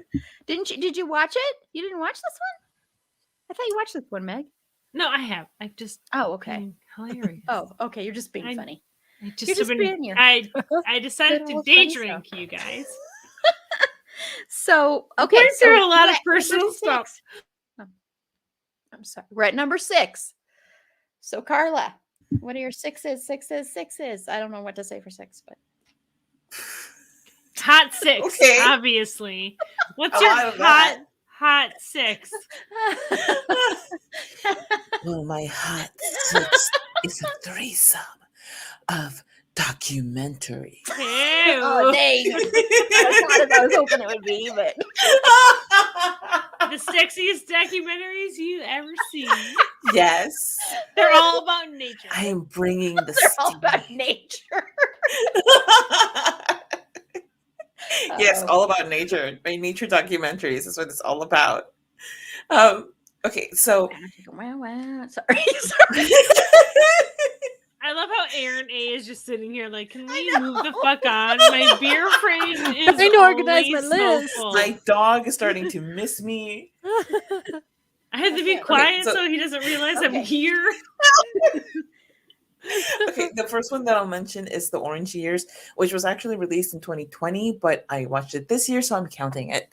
It's about Nickelodeon and like their peak era with You Can't Do That on Television and all of the sliming and Double Dare and especially for me, Clarissa Explains It All, which is one of my favorite shows of all time. Yes. Oh my god, I love that so Yeah. much. So they talk about the history of the channel, how it came about, how all of these great ideas were developed, and it's just like a huge dose of nostalgia and just so much happiness for me personally, because all of the stuff is stuff that I watched just so excitedly, and I was so happy to see that they were paying tribute to that era. And when you're watching the documentary, they also it also feels so soothing and reassuring because the people behind the scenes really cared about kids and about what kids liked, and they went to the kids for inspiration and for feedback. So that's what made it so great. It wasn't so much about I mean, of course, anytime that you're doing a show, it has to be about numbers, but it's also about what do kids want, what are they interested in, what can pull them in. And I just it gave me like a whole other level of appreciation for that era of TV for me. I also watched Kid 90, which I found the documentary. I'll be honest, like I found it like a little bit self-indulgent, but it also really it highlighted so many people that that you grew up watching in the 80s and 90s, and it was just it was unexpected because I didn't expect it to go to the places that it did, because there were so many mentions of the hard times that these actors had. I mean, these were all kid actors growing up in the spotlight, but at the same time, in this this era where everything wasn't being documented 24/7, so they still got a chance to be kids and do things that were just goofy and dangerous and risque and not and problematic, but without having people call them out so harshly as they do to celebrities now. Because I feel like it's not about letting people get away with stuff when they're kids. It's more about guiding them towards becoming better young adults. And celebrity kids these days don't have that luxury. But it's also, seeing so many people who died by suicide. It was just like a gut punch, because I know for me, especially Jonathan Brandis, that one for me at the time just really hit hard. Like I still have, so many feelings around that. I wasn't even like, so many people had like huge crushes on him, and I just thought that he was lovely, and it just broke my heart. But it was nice to see those clips of them just being, just being kids.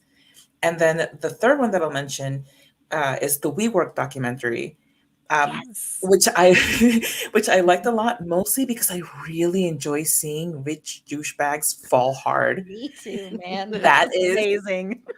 that's my jam, and it just candies and blessings for me. Um, yeah, that's all I need to say about it. Just go watch it if you just want a heartwarming story of of just feeling good about somebody not feeling good. Yes, and I loved the woman who said, I don't remember. I think I don't know if she worked in the marketing department or something, but and I can't remember her name because I can't remember any of the names of the people on the documentary. And she was invited to go on that cruise, and she's like, a cruise with all these white people, and she's a black woman. Yeah. She's like, hard pass or something like that. I don't know, the way she delivered, like that clip was everywhere on Twitter. Like, Yes. That just reminds me of, okay, she so said that whole a few documentary years is ago- amazing. a few years ago I had my 20th reunion with my high school, and then afterwards people were like, okay, so let's start planning for the next one. Okay, does anybody want to do this and that? And they were mentioning like all these ridiculous things. I'm like, I'm not paying money to travel abroad with you people. But somebody I mentioned feel really called out. I but am on somebody- my high school's 23 union committee right now, and we're just like, do we want to give these people pasta, like a full meal, or canapes? Like, are they gonna just have a cheese plate, or are we gonna give them a whole meal? That's where we are. Okay, well, Okay. do better, Meg. Oh my god. Give But- us some so- money, classmates. Somebody mentioned doing like a cruise, and I wrote back Oh, on the page. I was fucking like, I'm not getting in the kill boat me. with any of you. Oh my god. That's amazing. Yeah, that's a really good. That's a good. I admire documentary. that you like guys want to talk documentary. to anybody that you knew in high school. That's Good a for you. nightmare. It's I mostly okay. morbid curiosity, to be perfectly honest. Well, The- one of our interviews with Midian Crosby, or Munster Midian, who does special effects, I went to high school with her. So, but I went to a very different kind of high school. So that's Yeah. probably why I'm a little bit different, because I'm friends with a lot of people from high school on Facebook. I don't see them, but I'm Mhm. friends with a lot of them on Facebook. But I went to an alternative artsy school, so everybody was a little weird. So I did it for elementary school. what? Yeah. You're friends with elementary school people? Oh, no, heck I mean no. like people you went to. No, actual like 10-year-olds. They're my besties.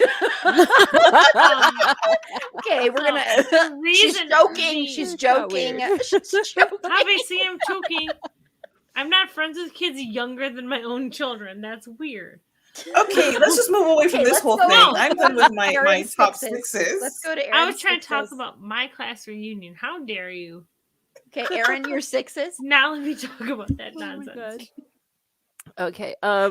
First of all, I want to agree with Carla on Kid 90. That was such Yes. a good, Some of my such a good alternate ones, yeah. documentary. And for some bizarre reason, I don't know why, but I just started crying at the end of it. It was Me just so too. good. Me Right? too. I It must don't know be. why the I don't know 90s these people. I don't thing. know why I'm I crying. think it's but the '90s I nostalgia think thing. so. But me Yeah. too. Yeah, yeah. Yeah. Well, it was it's just good. that feeling of they got to have some innocence, but also because of the field that they were in, Mhm. a lot Just of that innocence tragic. was tainted. So Mhm. it's like that cross section of nostalgia, because you kind of grew up with them, but you never really knew them, Yeah. and they've gone through so much, and it's hard to watch people that you care about in any way, find out that they went through all of that. Yeah, I like have smiled not the whole way through, seen like it this was at just like all. this is great 90s great. stuff, Yeah. and then it was like I'm so sad. Mhm.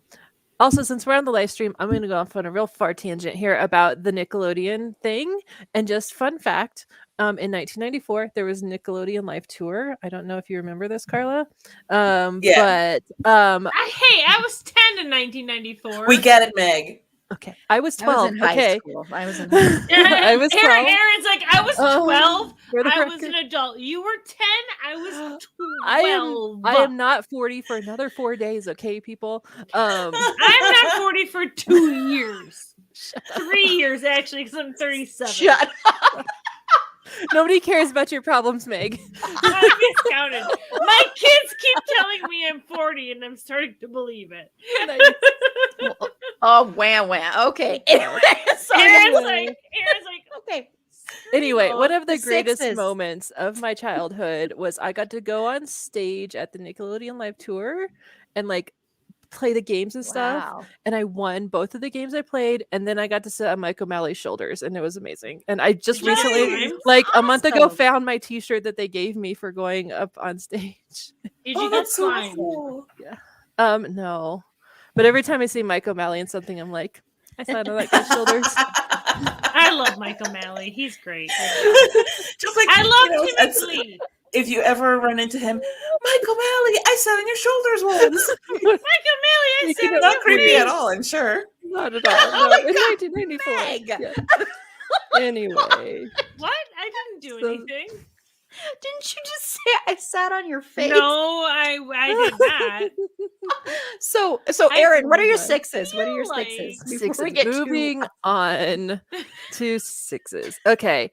I'll go with this is my last horror thing on my list, I think, but Malignant was a movie that was released and directed by James Wan, and it was just really, really creepy.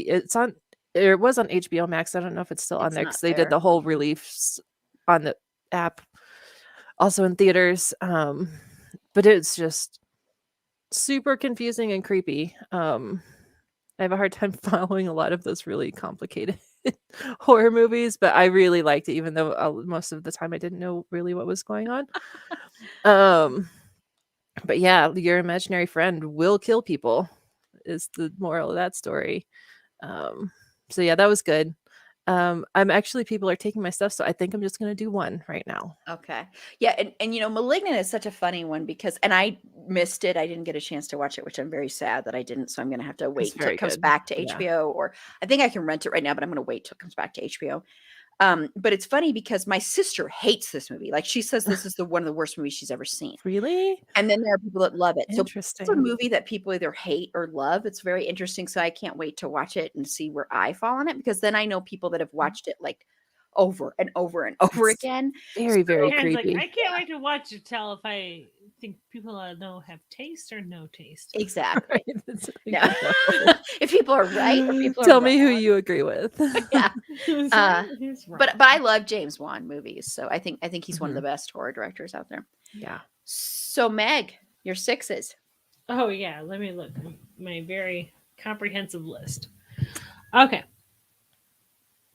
First, I'm gonna mention In the Heights, because I have a soft spot for this movie because I took my eldest daughter to see it, and it was like our first mom-daughter date in 2 years at this point that we went to see this movie, and we had lunch, and it was this whole big thing, and she was obsessed with this musical. Like, I've heard these songs so many times before the movie ever came out because she became obsessed, and it was a good movie. It was a lot of fun. I can't be like, oh, it was great, because so much of my opinion is colored by how much my kid enjoyed it and how much I enjoyed watching my kid enjoy it. So I'm gonna put that in my six. Another one I'm gonna put in my six is Zoe's Extraordinary Playlist. That show ended this year, and it made me really, really sad. It got canceled after 2 seasons. It's just this really kind of beautiful, funny, heartbreaking dramedy about a girl who goes in an MRI machine during an earthquake and gets zapped to start hearing people's quote unquote heart songs. So she hears people's thoughts and deepest wants and emotions through song.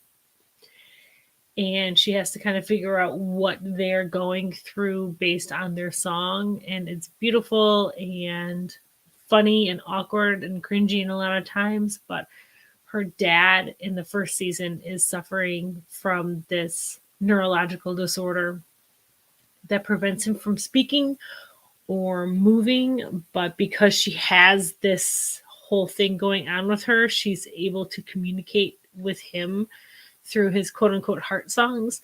And it's a beautiful show about grief and dealing with the death of a parent. And it's a lot funnier than I'm making it sound right now. Because there's a lot of lightness and funniness to it, but also it's really kind of grounded and rooted in this woman dealing with the loss of her parent and how her emotions affect this weird ability she has.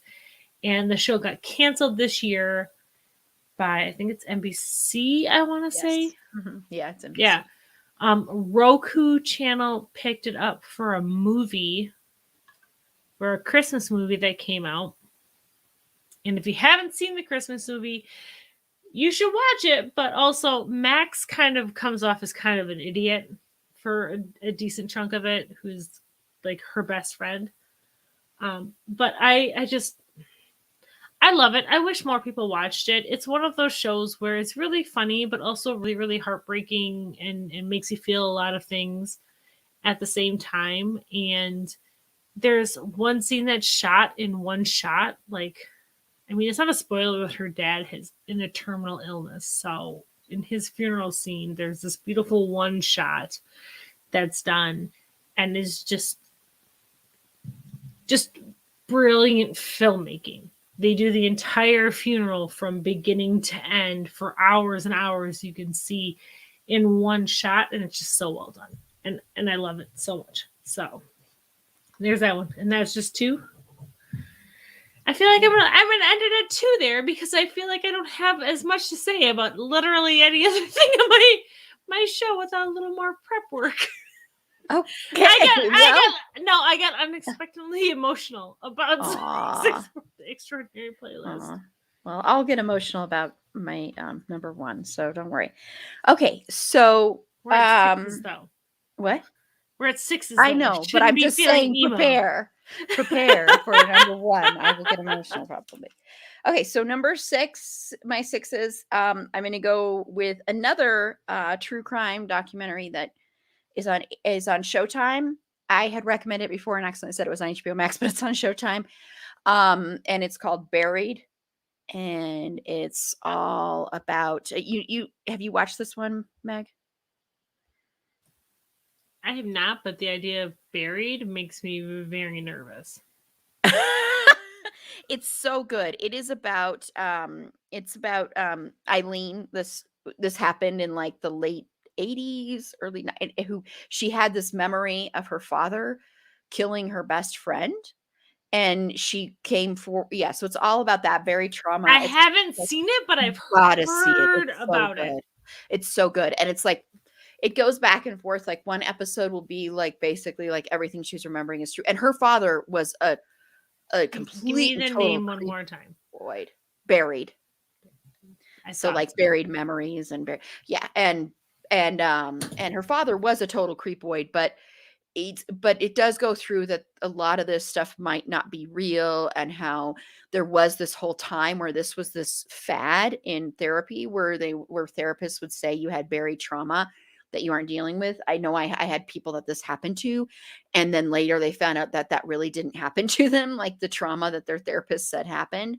So it's a very interesting documentary about that and memories and trauma. Well, and that's so much messed up where they were like in the 80s and 90s. It was just like, oh, all your problems, clearly someone must have done something to you as a child. And these people who didn't have any of that trauma were like kind of made to believe that these things happened to Mhm. them, and they were given false.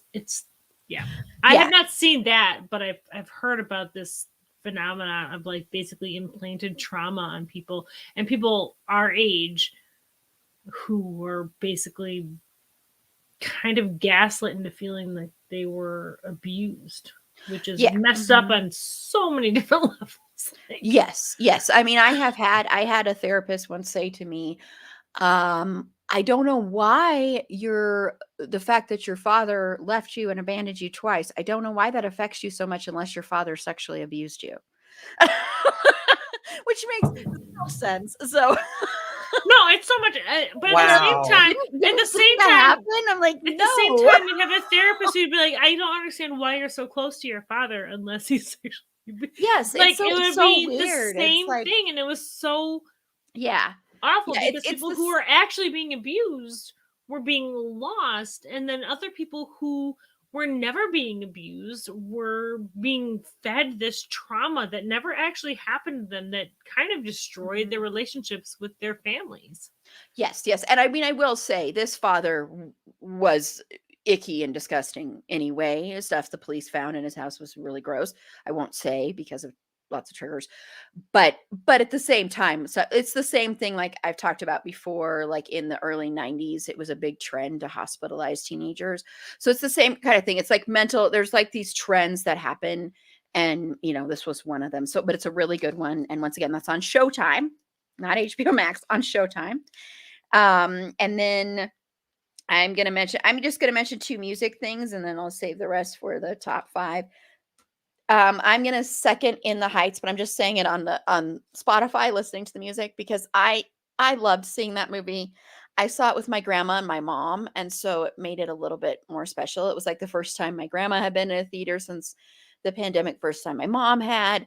And we went and saw it in Dolby Digital, which I will say my poor grandma and my mom were like, "This is way too loud," but It was really but they cute. still had fun, and so it made it a very enjoyable experience. And I love musicals, and I thought all the performances were great. And yes, I know there are issues with the casting with that, but it was such an enjoyable experience for having like 3 generations of Marlowe women seeing this movie together made it special. And my grandma is in her 90s, and so any time with my grandma, who is incredibly healthy, amazing person, and I think it's because she has a bigger social life than anybody I know.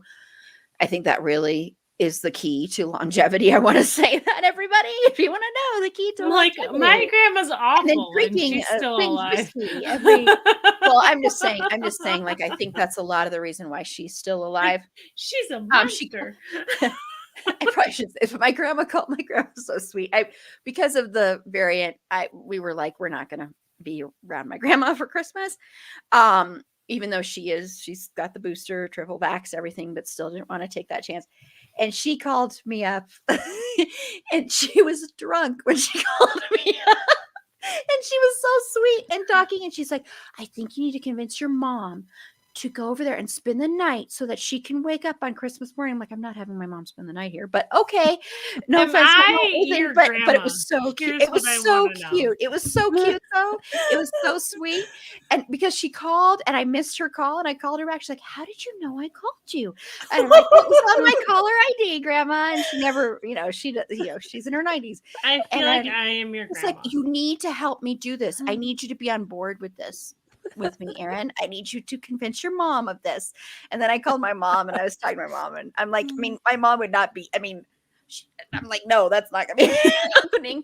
But it was just so sweet. Anyway, my grandma will never see this, so it's okay.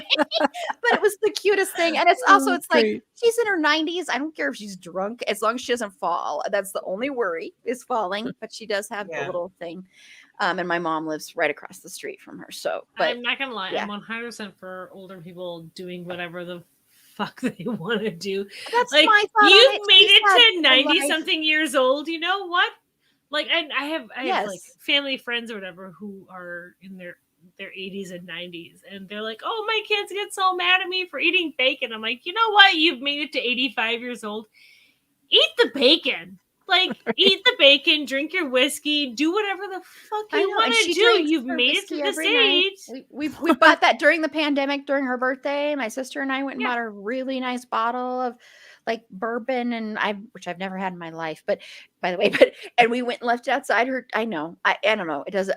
And so we left it outside of her door, and and it's just, and she's had an amazing life and been through a lot of things. I mean, she's like one of my heroes. She left her husband like when she was like in her 60s, left her husband when she had never really had a job because she had always been like the stay-at-home mom. My grandfather was in the Air Force, and so they had moved around constantly. And she left, and then she went and worked at a publishing company. She went and started her own life at that age is pretty remarkable, especially since amazing. she's from the South and had this she's incredibly smart and wanted to be a scientist, loved science, but was treated because she was a woman in that time like, no, you're a woman, so no, you're not going to do that. Instead, you're going to get married and have children.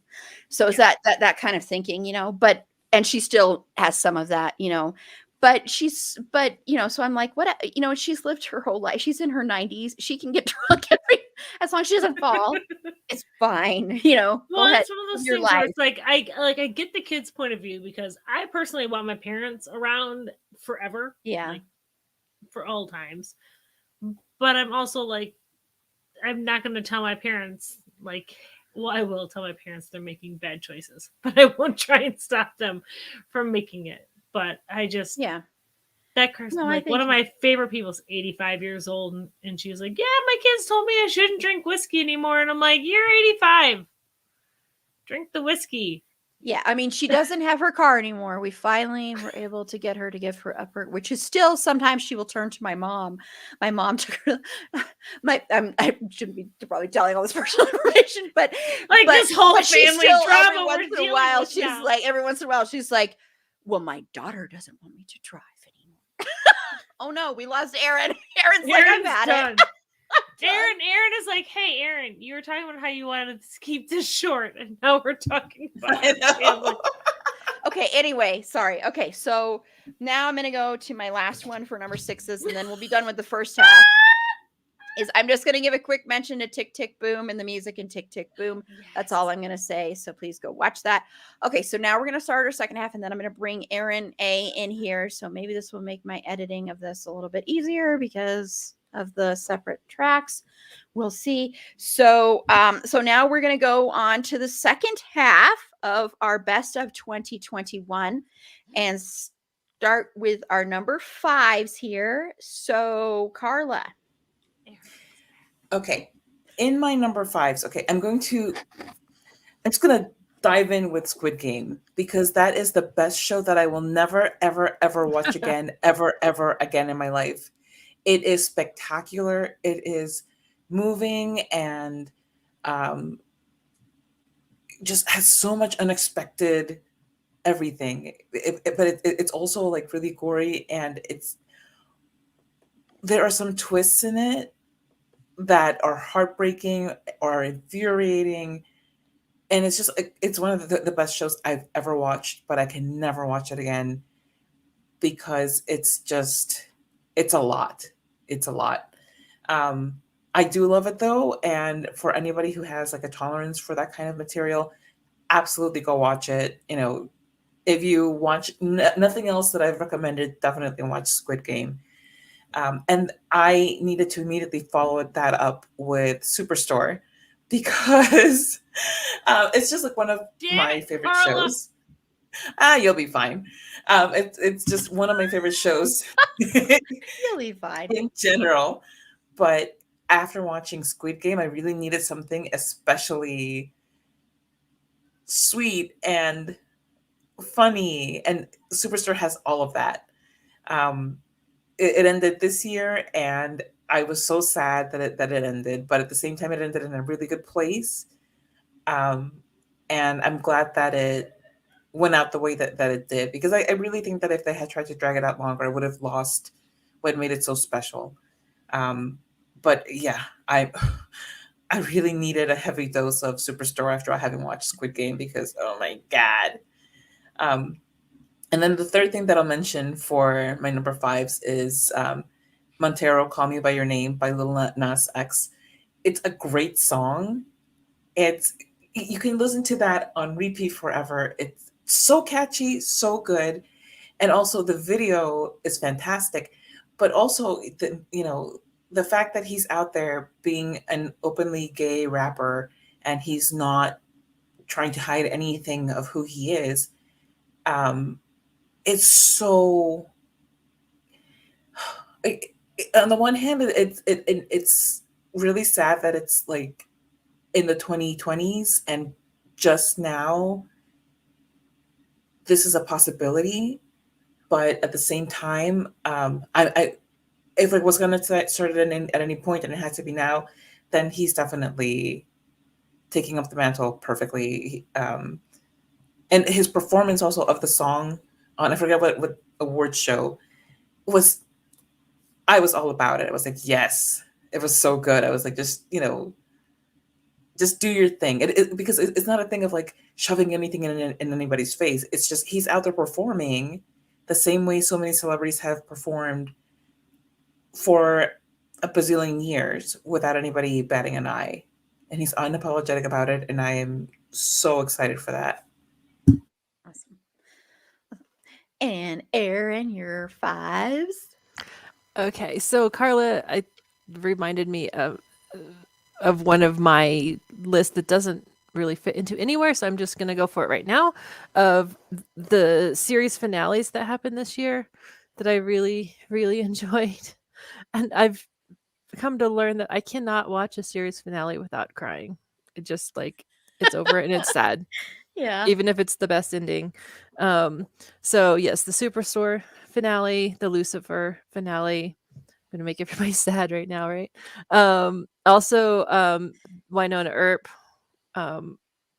also, and Kim's Convenience for some reason was just really, really, really heartbreaking for me. I love that show so much. I think that was a fantastic show that it caught on too late. I think it was much like The Good Place that people discovered it way too late. But it's one of my favorite shows on TV. And yeah, so shout out to the excellent finales that happened this year, I guess. We'll go with that. And now I'm going to run. I'll be right back because I forgot to bring the charger in here for the laptop and it's at 9%. So I got to go. Sneak out Okay, yeah. So yeah, your dog doesn't see you. Be right back. Okay. Okay. Let's see. Okay. Okay. And we did an episode on Superstore too. I forgot to mention that. That's one of our most popular episodes of the year. So go listen to that and also watch our live stream. I know Meg is upset she wasn't on there. We missed you. But yeah, it because I have a fun. lot of feelings about Superstore. I think it's a lot of amazing. fun. I've been It is. rewatching So- it again. Yeah. Yeah, I just rewatched it. Actually, I just did a whole run of rewatching it as one of my it's become I have a thing of end of the night shows that I watch to kind of, and that's become part of my rotation. It was just The Office and Parks and Rec, but now it's like The Office, Parks and Rec, The Good Place, Superstore, Friends is still in there too, and then also Schitt's Creek. So yeah, so all those. So Meg, what is your number 5? Well, I mean, Superstore was going to be a bit higher up because I think the series finale they did this year was just so good. Like it was just, and especially coming off of not too long after the Supernatural series finale, which was just awful. And I feel like so many shows have just really kind of screwed the pooch on their series finale. And Superstore, I feel like, just did such a good job of giving us an idea of where all of the characters are. Not like in the immediate future, but where we can see them in like the not distant, but semi-distant future. Parks and Rec did a really good job of doing that, and 6 Feet Under did an amazing job of it. Like 6 Feet Under is kind of credited to having one of the best series finales ever because of that. And I feel like Superstore followed that framework really, really well. So I'm going to put that in there for my number 5s. I would put it higher, but Aaron talked about it, so now I have to.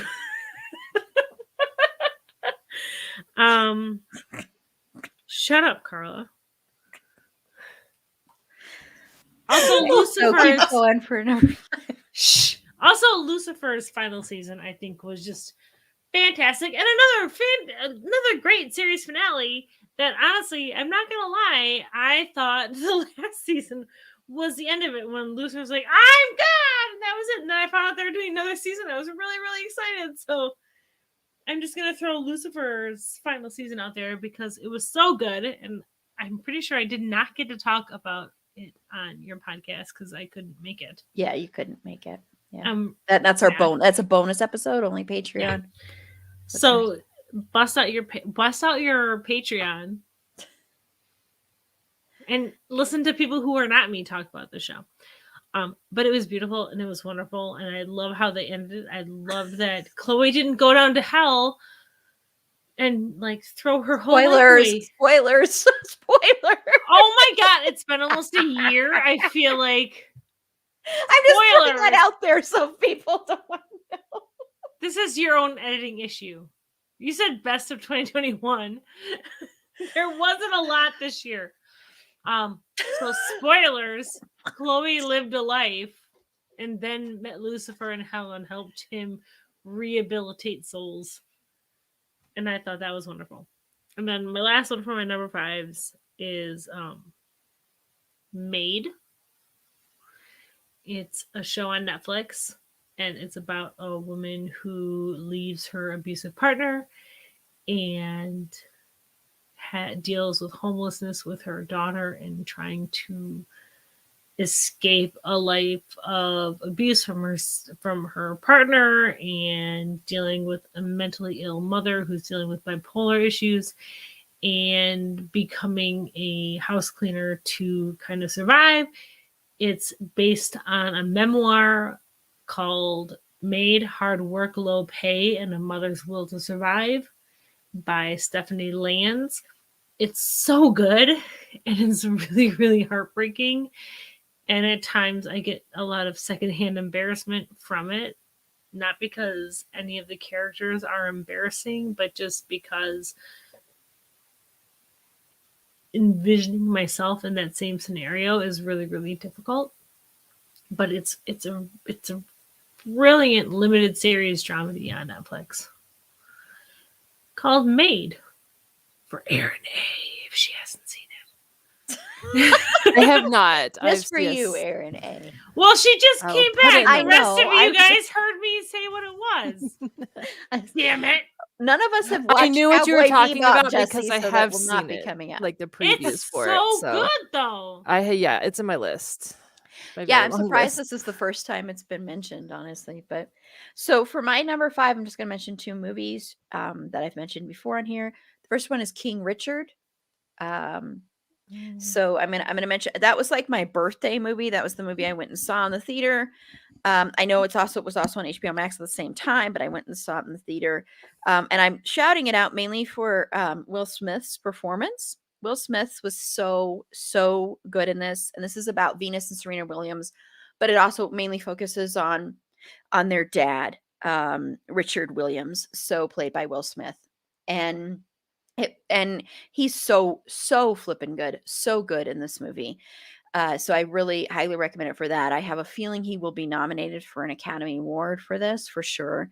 So I just think it's also a nice movie to see, with seeing a dad who really truly was like so in the corner of his daughters, all his daughters. But it's a really, really good movie. And I used to love tennis, so it was really cool watching the tennis matches as well. So I recommend that one. And then my other movie I'm going to recommend, and I talked about it on last week's episodes. The Christmas one is Zola, the movie Zola, about the infamous tweet thread, of course. But it's just a really well done movie. I think it's a ton of fun. I believe it's on Showtime.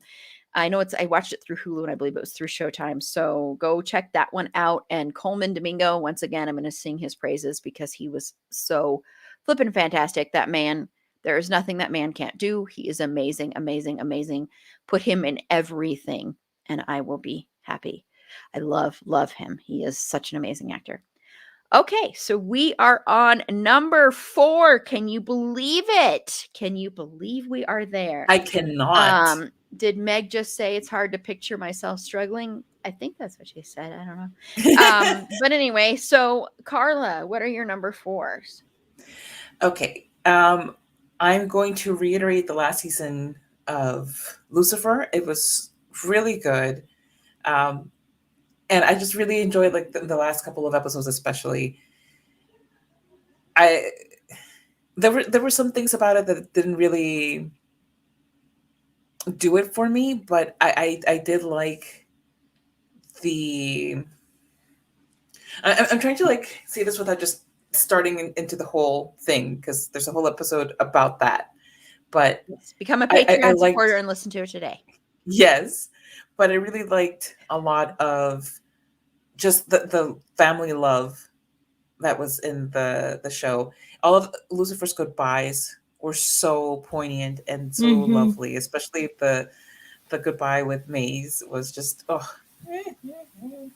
But yes, it was one of the great whatever season endings. Yes, there you go.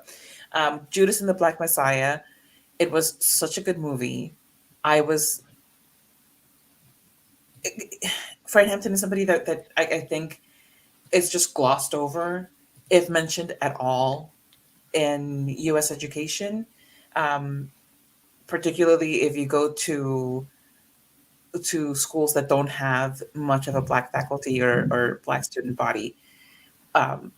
So this film is really, there's a lot that it, like most of these films do, they veer away from the facts. Like, for example, the fact that he was 21, he was played by Daniel Kaluuya, who did a fantastic job, but it's definitely not 21.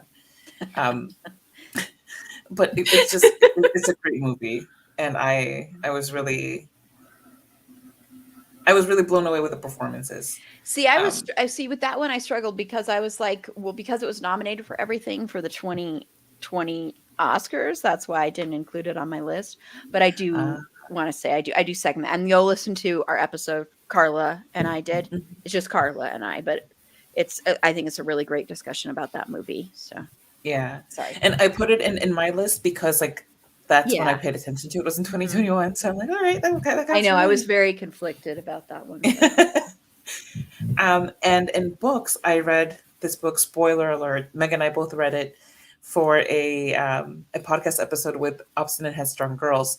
It's so cute. It's such a cute book.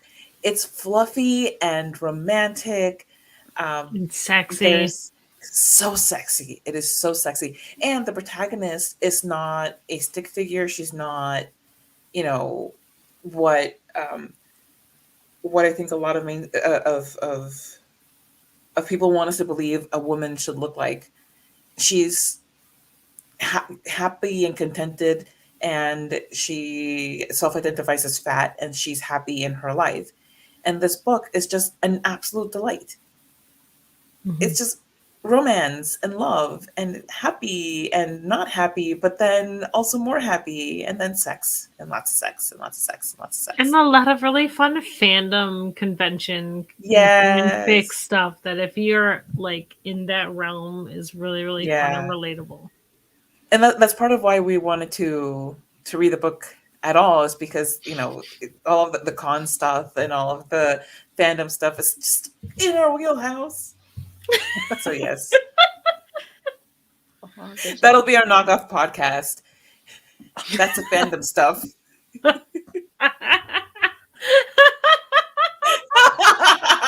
What do you mean? So Erin, your 4? Great. I'm gonna go with a show that I'm still currently watching. I haven't caught up to it yet, but Why the Last Man? It's on Hulu. I think it's an FX show that's on Hulu, but I'm 6 episodes in, and it is really good. I really like it. Basically, one day, like all of the men in the world just die, like every species, all of the males in the whole world. What a wonderful day. No, I'm just kidding.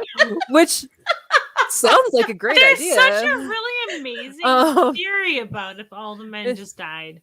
Yeah, it seemed like it wouldn't be that bad, but then like they start running into problems real fast because of all the places that like women just aren't.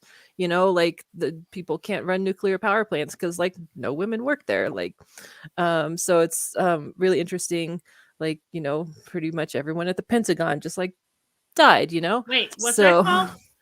why the last man? Except Why for the this last one guy.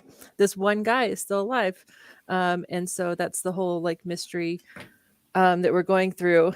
And Feels like patriarchy propaganda to me. Because I was going to say, like, this sounds like a self-made problem. That We be could solved. learn. We could learn. There's a whole theory about if all the men in the world died, society would be fine because there are enough pregnant women in the world that would birth males. I think that's not, yeah. There's a whole thing about how they need to get power to the sperm banks so that all of the And then also material that. doesn't go bad. Mhm. But yeah, it's really interesting. But the And then, reverse couldn't happen if all the women died. well, I don't know. That's what they just got into in this episode. The latest episode that I watched is there's a scientist who's talking about all the spectrum of genders, and it's very, very interesting. Yeah, I was just going to say, like, I'm super are we excited to watch talking? this. Yeah, it's really good. Like, I yeah, that think sounds it's good. going to get more sciencey now that they have like found the scientists, because they're supposed to be taking. There's this one Jesse just really wants to badass- talk about Cowboy Bebop. We're badass not going to talk girl, about it. Sorry, Jesse. that's It's not gonna supposed to be happen. taking this guy to the scientist, and so they found the scientist, and I think it's going to get sciencey. I don't know, but it's really, Yeah. really, really good. Well, I guess it's already been canceled. Oh, what? Oh, I heard Yeah. that, but they're trying to get it picked up somewhere else. I think. Okay. I know it's like based on a series of graphic novels.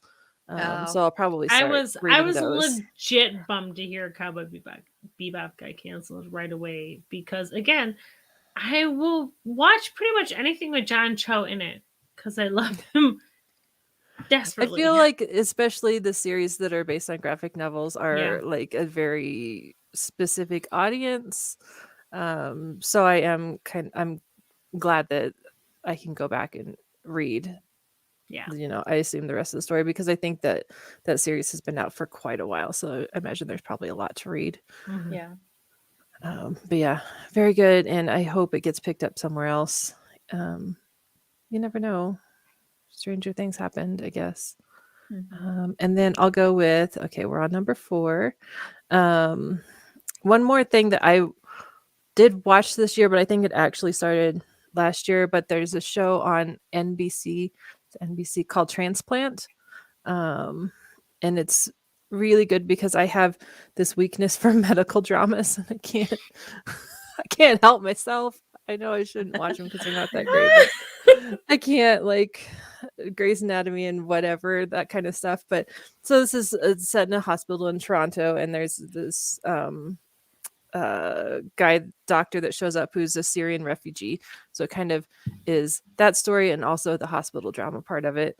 But it's really, really good. And it was one of those things that got put on hold for COVID. So I really hope it's coming back. But it's a really good show, and I like it. There's kind of more to the story than just like all of the doctors are sleeping together, like on most of the shows that I watch. Yeah, so I'll leave it with those two. Okay, awesome. Meg, your number 4. My number 4 is okay. So it's funny because I've been saving some because I feel like Aaron A especially would want to talk about them. So I'm gonna go tell the bees that I'm gone is a book. It's the most recent Outlander book by Diana Gabaldon. Full disclaimer, I have not finished reading it because it's 1,000 pages and I have children. I'm halfway through, which I feel like is really something to cheer for me at this point in my life. But it's really good if you've read the Outlander book series or if you have watched the show and want to read the book series. It's absolutely worth it, and I'm really, really enjoying it. I'm feeling a little like there are parts where I'm like, okay, this is a little boring. Can we please have so and so come to such a place? Try not to spoiler and like bring me some drama because I want some. I'm like dying for some more drama and some more family issues going on with the Fraser family, and that's all I want from that. But it's really good. I'm really enjoying it. It's been 6 years in the waiting, so I feel like if I didn't like it, I would be really sad. Another one that I have not finished yet, but I started before 2021 and have continued is What We Do in the Shadows. And this is the one that I've been waiting for Aaron to talk about because I feel Well, I mean, like technically, it's not. It didn't start in 2021, so that's why I didn't put it on my. well, the third season came out. That's true. It is one of the greatest shows on TV. It's so funny. Yeah. And I have not finished season 3, but I have found it very enjoyable and endearing. And if you have not watched What We Do in the Shadows, it's Taika Waititi doing a vampire show, and it's hilarious and sometimes heartbreaking and just beautiful, and it's so funny. Like, I love it. The third It's season came so out, good. and it's The third season's very good too. It's just gets better. And fun fact, my husband wants to rename the foster dog Guillermo. Oh my God, it's amazing. Oh, Caramel. Right? It's a weird name for a dog. I Yeah. don't think it's gonna stick. It's a weird but name for a he's person. trying. You're like, it's a weird name. But if you haven't seen it, you can watch it on Hulu, especially if you have like or FX. Yeah, It's an yeah, FX Hulu on show FX. that's on Hulu. It's a very funny, kind of lighthearted vampire show. Which I love so much. And I think, let me count. Yep, I think that's what I'm gonna do for number. Hey, I'm gonna run out, okay? Like I'm like I That's said, fine. the number has no relevance to me. I'm just talking about Okay. shows I like. Okay. I'm just mentioning one thing for my number 4, and it's a movie that I just Smart. watched that I will never watch again, but I'm mentioning it anyway. And it's the new Adam McKay movie, Don't Look Up, on Netflix. It's really good. Okay. Sorry, just got distracted by something.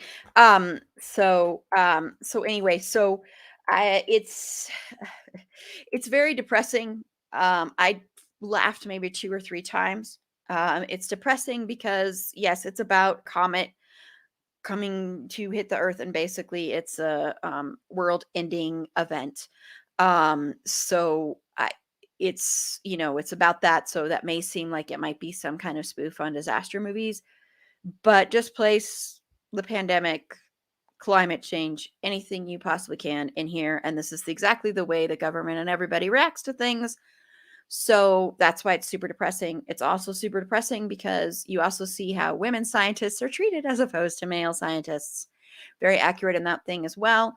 I do think the cast is amazing. I think everybody does a great job. I think Leonardo DiCaprio, as problematic as he is in some of his personal life choices, I know also climate change is his big thing.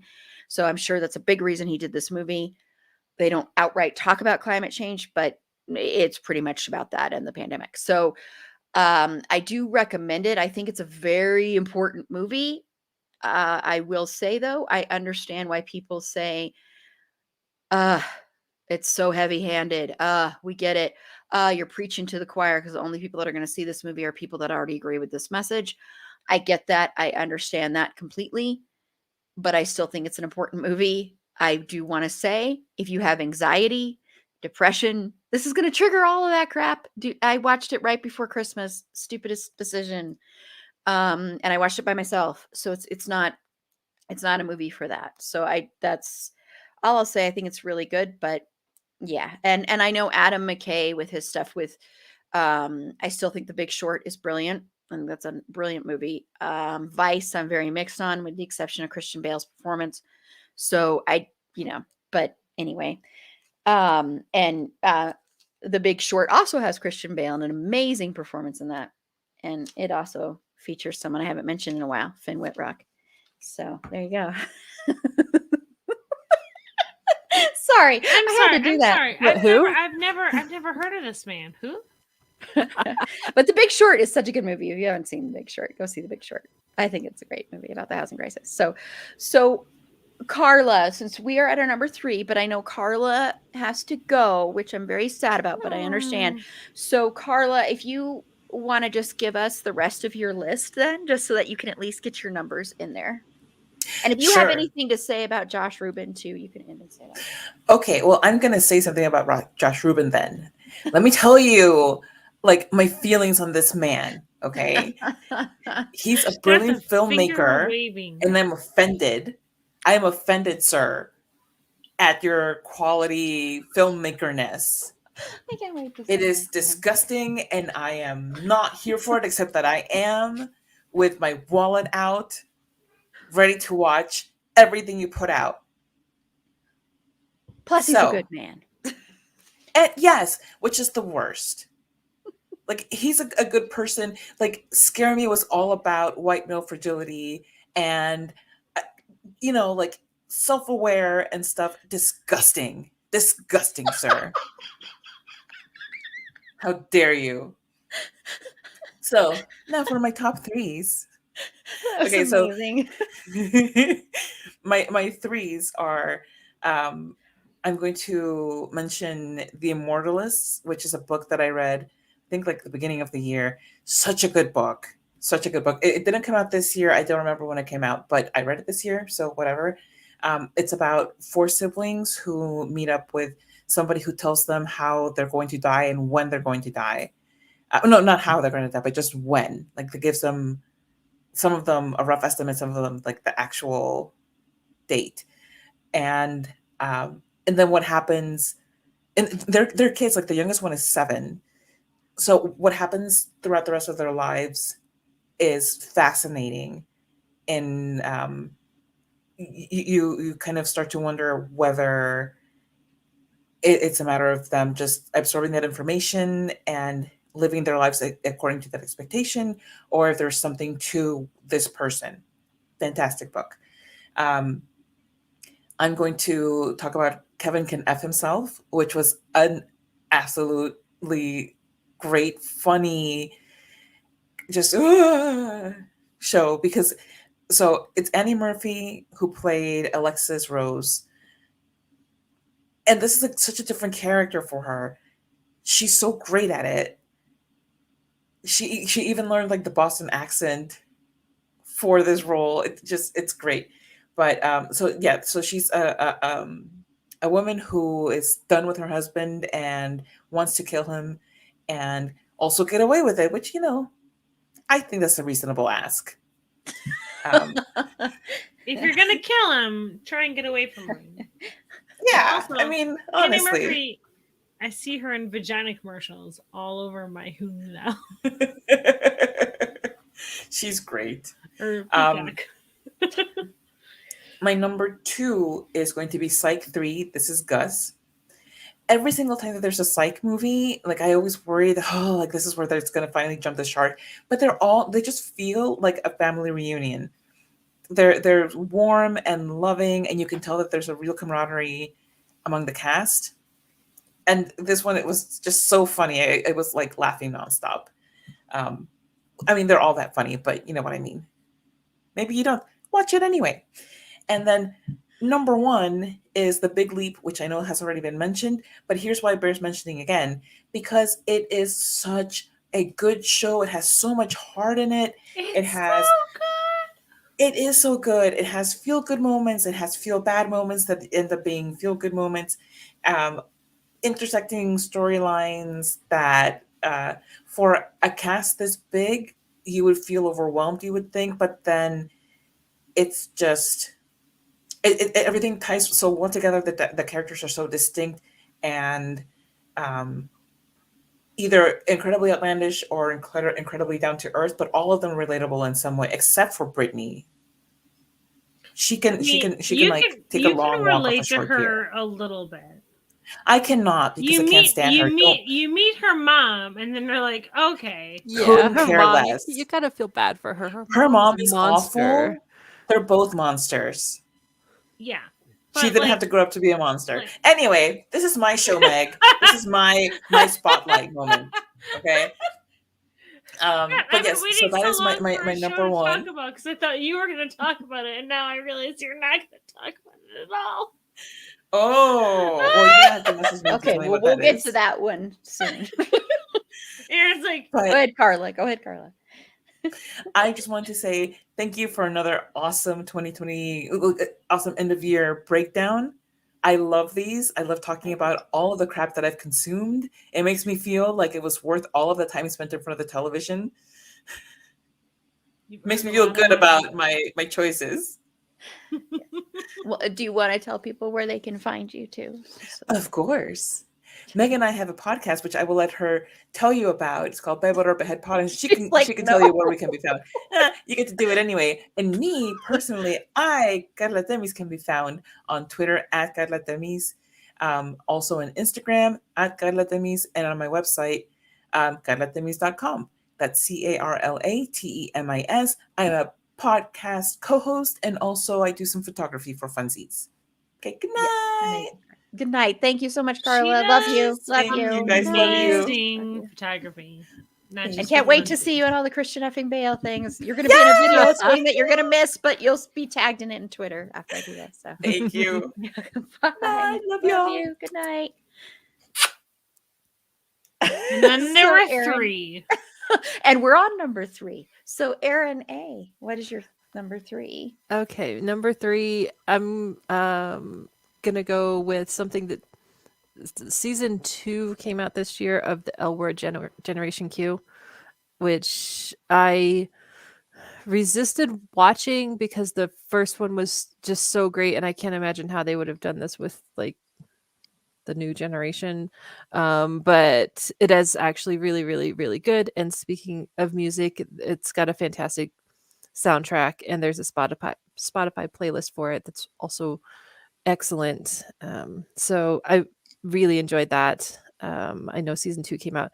It was another one that started and then the pandemic happened and they had to put it off. So finally we got a season 2 for that, and it was really great. And then also just throw in there The Harder They Fall movie on Netflix, No! which is so good. You can talk can about it, mention but it too. I just God damn it. Cowboy You can Idris mention it Elba too. done. I won't say anything else. Like, it was so hot. Like, yeah, that was hot. right? Like, yeah. Yeah. It was a very good movie, and it was also a lot of really good eye candy. So it was excellent. I liked it. Mm-hmm. Mm-hmm. Yeah. Mm-hmm. All right, Meg's turn. Talk about it. Is that what you're going to mention for your number 3, Meg? Yeah. I mean, I was gonna Yeah. mention a little higher. The Harder You They can mention it Fall. higher. No, The Harder They Fall was just like I joked on Twitter. I'm like, why won't they just become besties? I don't understand why there's so much gunfire in a Western as like a joke, but it was so good, and I loved like Idris Elba, 100% eye candy. But the story and the characters and the tone of the movie, which as I've become older, I've become less of a fan of the Tarantino kind of feel of direction in movies, but I really liked how they had the music and the shots and all of it for this movie, because it was so good. It was such a classic Western movie. And what I loved most about it, honestly, was that it was about people of color, and so many of them were based on people of color who were actual people who existed. It wasn't like this whole, and I don't agree with this, and I think it's stupid when people get really upset about it, with the idea of quote unquote white characters being played by people of color and calling it historically inaccurate. like with Hamilton, when people get really mad about the idea of people of color playing white people as if that's going to make them less important. I'm like, that says more about you than about the people these guys are portraying. But I loved that this was a story written by a person of color, directed by people of color, acted by people of color, about people of color during a time where we really don't think of people of color existing. Like, not in this way. If you think about people of color in this time frame, it's generally Sorry. Bye, Jesse. Bye, Jesse. It's generally in a much different context. And I just thought it was so good. And I had to turn away because ever since I had kids, I get really weird about violence. I'm just like, I can't watch it. But it was so good. And it's one of the few movies that when we were talking about what we're excited about in November that I actually saw. Because I didn't have to go to a theater. But no, I loved it. I thought it was so good. And yeah, Idris Elba as a cowboy was really hot. Super hot. And I'm also gonna mention Love Life, which is a series, and it's about a woman who's trying to date and figure out her love life. And that was fun. But I don't know. Like I said, I'm just writing shit down I saw, and that's where I am in my life right now. Thank you, Meg. I Googled, I looked up a bunch of stuff to talk about with it because I'm like, I saw this, but the whole plot thing left me. But Love Life is basically just a woman who's trying to. It's kind of a limited series, and she's kind of going through dating men and figuring out her romantic relationships. And it's, I don't know, it's fun. It's on HBO Max. You should watch it. It's good and kind of depressing. Yeah, no, it's on my list of ones to watch. Especially if you're dating. Okay. That's where I am, you guys. Okay. So for my number 3, I'm going to do music, TV, and movies. So I'll start with music. The soundtrack for The Suicide Squad is incredible. Love the music so much in that, especially because I had totally forgotten about some of these songs, like especially People Who Died by the Jim Carroll Band, which is one of the best songs ever. So anyway, so I loved the music in that movie. The movie itself, I didn't like as much as other people liked. I think I love Harley Quinn. I liked Idris Elba in it. Speaking of Idris Elba, I liked him in it a lot, but I was just kind of ho-hum on it. But I love the music so much. And then number 3 for shows, I know it was already mentioned by Carla, but I'm going to mention it again, is Dexter New Blood. I was super hyped for this, a little bit too hyped probably, as my podcast brain twin Jen will say, but it's lived up to that and more, with the exception of episode 4. I have loved every episode so far, and so far it just keeps getting better and better. I know most people that are watching it are clamoring for a second season, and I think there will be a second season because more people subscribe to Showtime for this than ever before. Showtime has increased their subscribers because of this. So of course they're going to see money. The ratings for this are higher than they were for any of the first 8 seasons of Dexter. So I don't want a second season, but it's going to happen. I will be shocked if it doesn't happen, even if it doesn't involve Dexter. It's going to happen. It might just be with Harrison, his son. So I don't see how it's not going to happen. But putting that aside, I think it's so well done. And Michael C. Hall, that man is so incredibly brilliant and so amazing and wonderful. And I can't wait to also talk about him when we talk about 6 Feet Under in September, because he's incredible as David in 6 Feet Under as well. So I'm excited to be able to gush about a different performance of his, because I think he's an amazing, amazing actor. And I love watching him in this. And I love doing the live streams and the live tweets. So remember, those are Thursday nights at 7 p.m. Mountain Standard Time is when that starts. And then our live streams are at 8:15 Mountain Standard Time.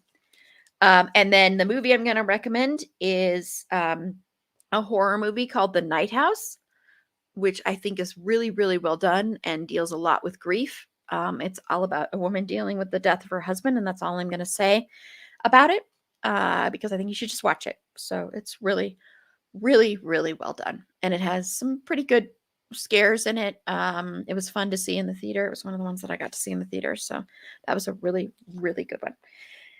Okay, so now we're on number 2. We're almost there, everybody.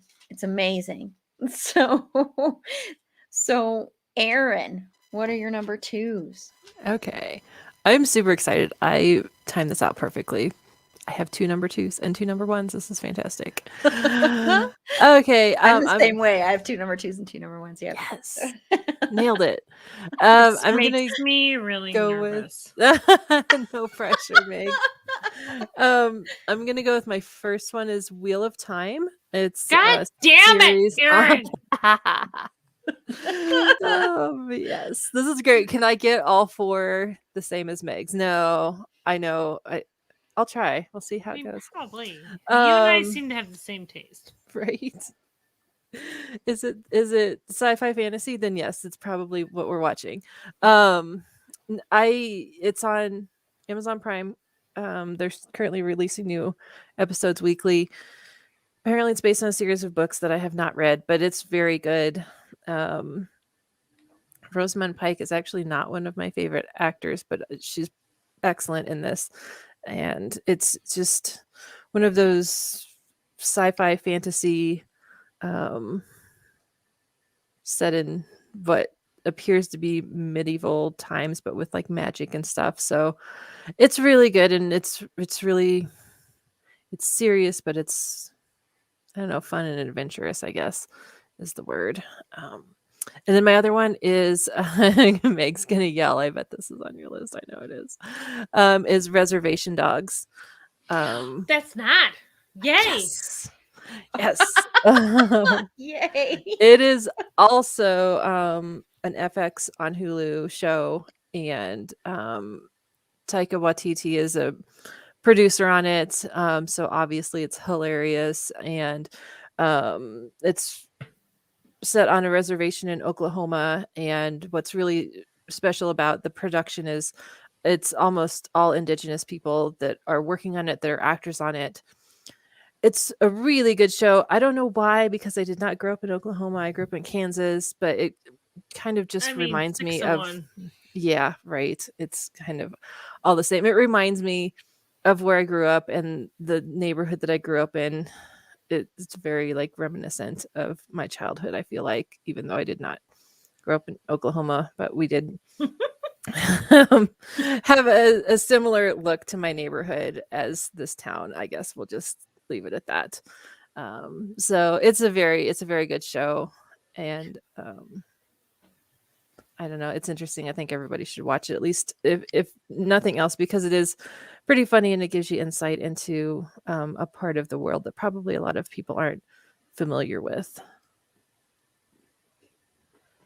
So, yeah, I haven't watched that one yet, but that has been recommended a couple times on the show. So, yeah. And Meg, do you have number yes, 2? I do have a number 2 because everyone has been sucking up all of this. The Great on Hulu. If you like completely historically inaccurate historical dramas that are a shit ton of fun, then you should watch The Great. Season 2 started this year. It's about Catherine the Great and her fairly incompetent husband, Catherine the Great, obviously of Russia. It's funny and dark and witty, and just, you should watch it. It's good. I had not finished season 2 because it came out fairly recently, and I have children, which means I don't get to just watch what I want when I want to watch it, because I'd be like, oh no, inappropriateness, rise on a rat stick. But The Great is really good if you like kind of comedic and dramedy views on historical events, I feel like it would be fun. And my other number 2, I'm gonna throw out there because I'm sure it's amazing, even though I have not had a chance to start watching it yet, is the new season of The Witcher. Because how could The Witcher not be amazing? Like, it's so good. So I'm just gonna throw that up. I haven't watched it, but it's in my best of 2021 because honestly, not a lot was great in 2021. So I feel like we should cling to what we can. Yeah. Season 2 has to have more bath scenes, right? Like more bathtub right. scenes. He should be naked a lot more. It's kind of my general idea. And we did an episode on The Witcher. So You should do another one not anytime soon. in the hot tub. but go listen to that. Yeah. So my number 2 is I'm going to go with a TV show and then a movie. So for the TV show, I'm going to mention Midnight Mass again. I know it was already mentioned, but I have to mention it again because I love this show so much. Mike Flanagan is a gift to horror. And also all his shows deal so much with humanity and how we deal with faith and loss and love and everything like that. And that's what this show deals with. The cast is superb, absolutely superb. Not a single performance in this is bad, wrong, nothing.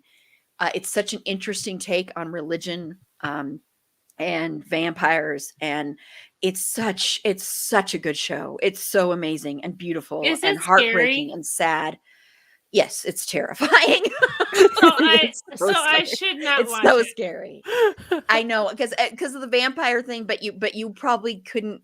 It's such a beautiful show. I really want to watch it so scary. bad, but I It's hear scary. it's really, really scary. It's and I'm terrifying. So, Like and I it's feel not like if scary at you first, and say it it's builds really up. scary, then It's I should really not watch scary. it. Then I should not watch it. Yes, we Frederick from the Good Night podcast, who is also on here for our paranormal horror trivia night, he was going to start a support group for people who've watched Midnight Mass, and because it is so emotional and it's so much about love and grief and dealing with aging and dealing with it's such a beautiful show, and I wish it wasn't so terrifying for you, Meg, just because I think you would appreciate everything I've heard else. amazing things about It's it, so and I flippin' wanted good. to watch it, but I heard it was really scary. But It is. It's yeah, there's a couple of episodes that are kind of like, holy crap. And you kind of need a moment to process. It's one of those that you hate that Netflix all of a sudden plays the next one because you have to take a moment to kind of process it. So yeah, and I will second what Erin said with the dog dying. I was kind of prepared for it. My sister watched it before me and she said something happens to the dog, and so I was prepared for that to happen, and that is very heartbreaking. I do agree. That was so hard to watch because I'd rather see people hurt than animals any day of the week. So that was hard, but it's still an amazing show, and go watch anything that man does. He's incredible. And then for movies, it's the documentary Val about Val Kilmer. That's on Amazon Prime. So flipping good. And I am so bummed that this did not make the short list for the Academy Award nominations for Best Documentary. Granted, I haven't seen a lot of the other documentaries. I just haven't had the time. So it could be that they're all so much better than this, but it was so good. And what I loved the most about this was how vulnerable and real this documentary was. And Val Kilmer was like my favorite actor when I was young teens and stuff. And I still think he is one of the best actors we've ever had. His performance as Jim Morrison is amazing, and he should have won for that. His performance as Doc Holliday in Tombstone is legendary and amazing and incredible. And he's just, and watching his relationship with his kids was probably the most touching part about this documentary. And the narration, because he has throat cancer, and so he can't speak like he used to be able to. He does have like a thing that he uses to talk with, but so the narration is done by his son.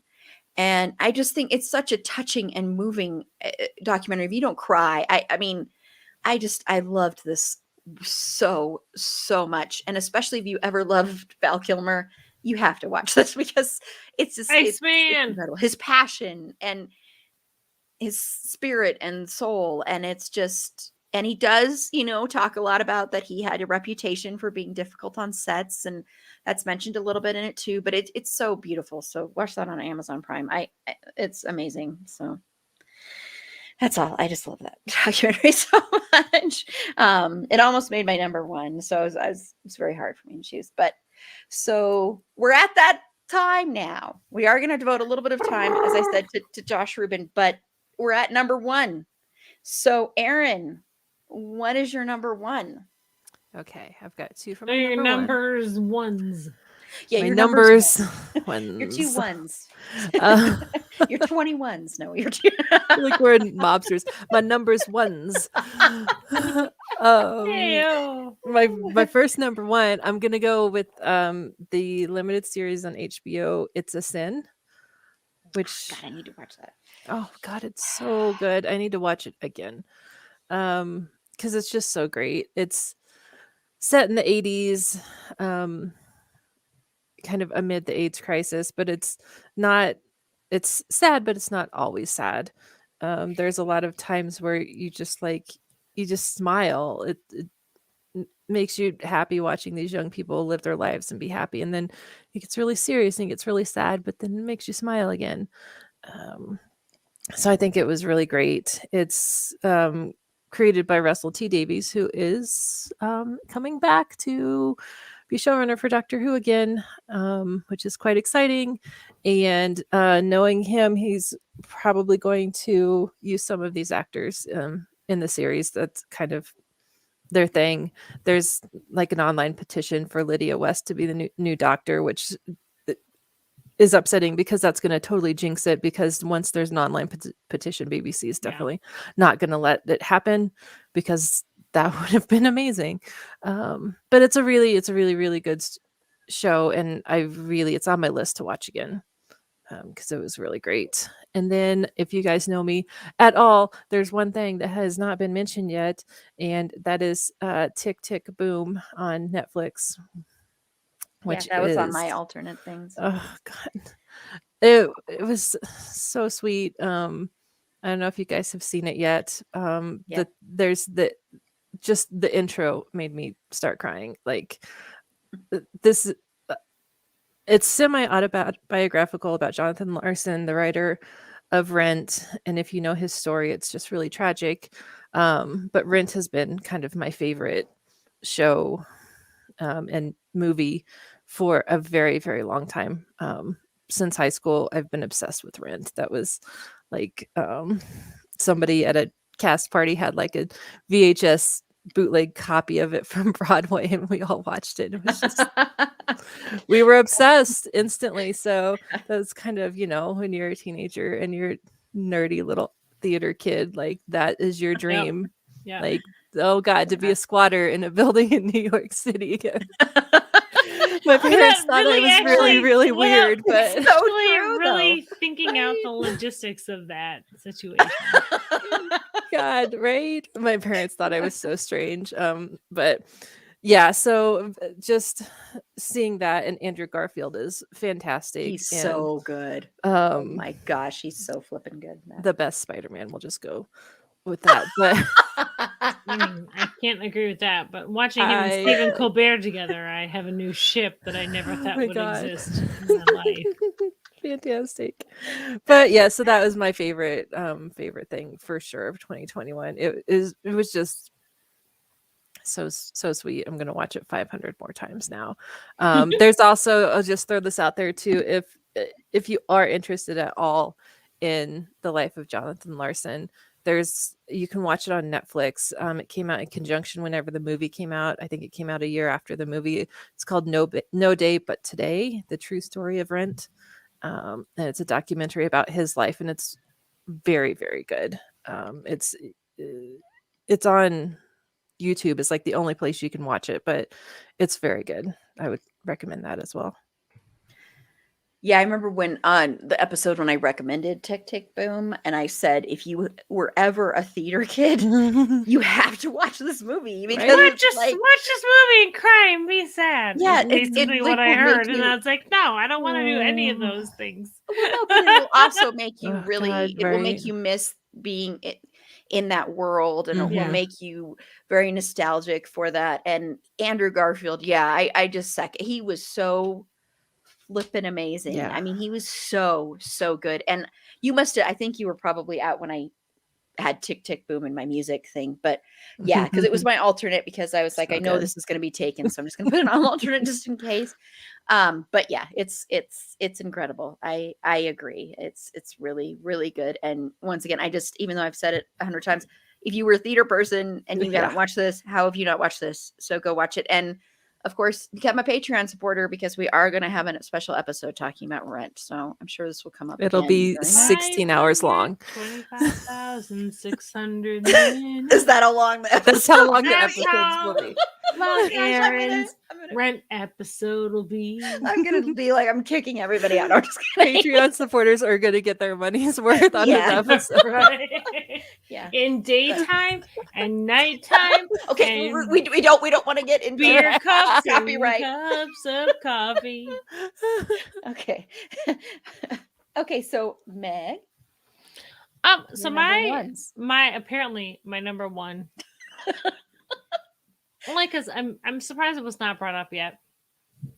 Is a show called With Love on Amazon Prime, and it's a very cute season 1 premiered this year. It's about the Diaz siblings, and it's a really beautiful kind of romantic comedy, but family drama.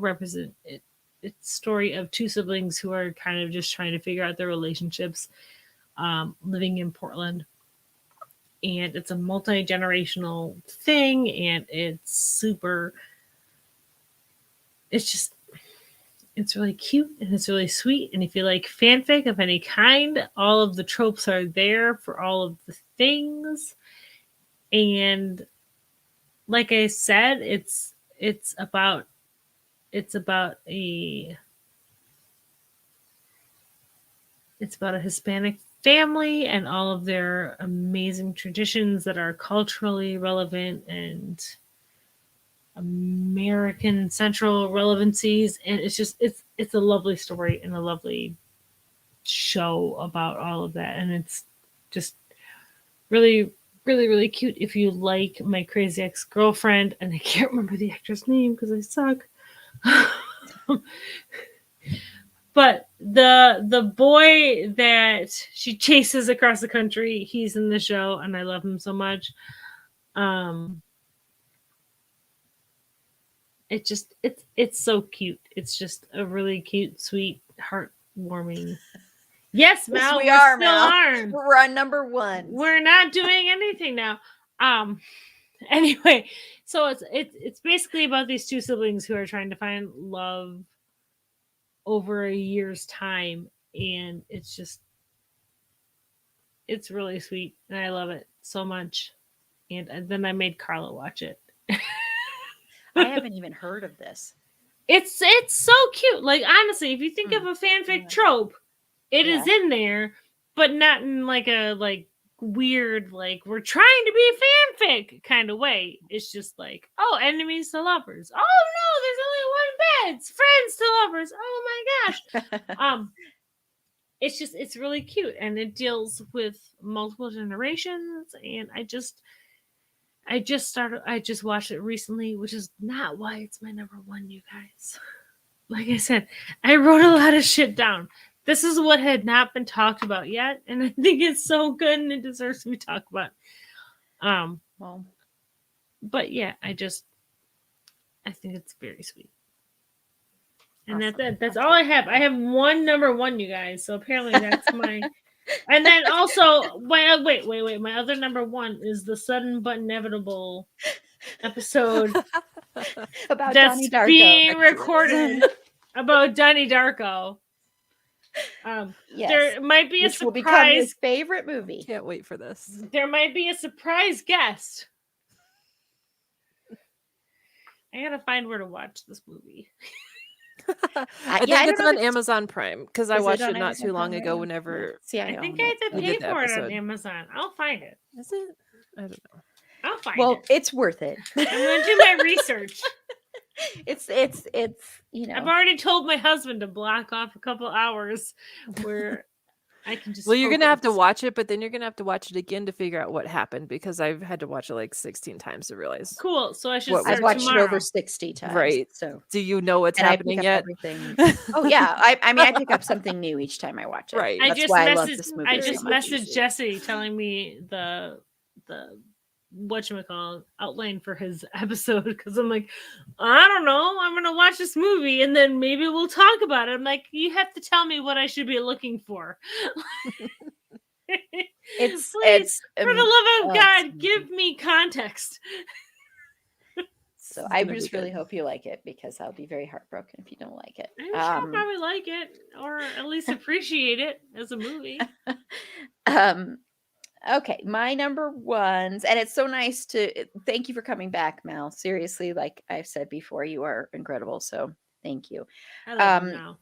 So my number one for TV is the show Yellow Jackets, Yes. which I know is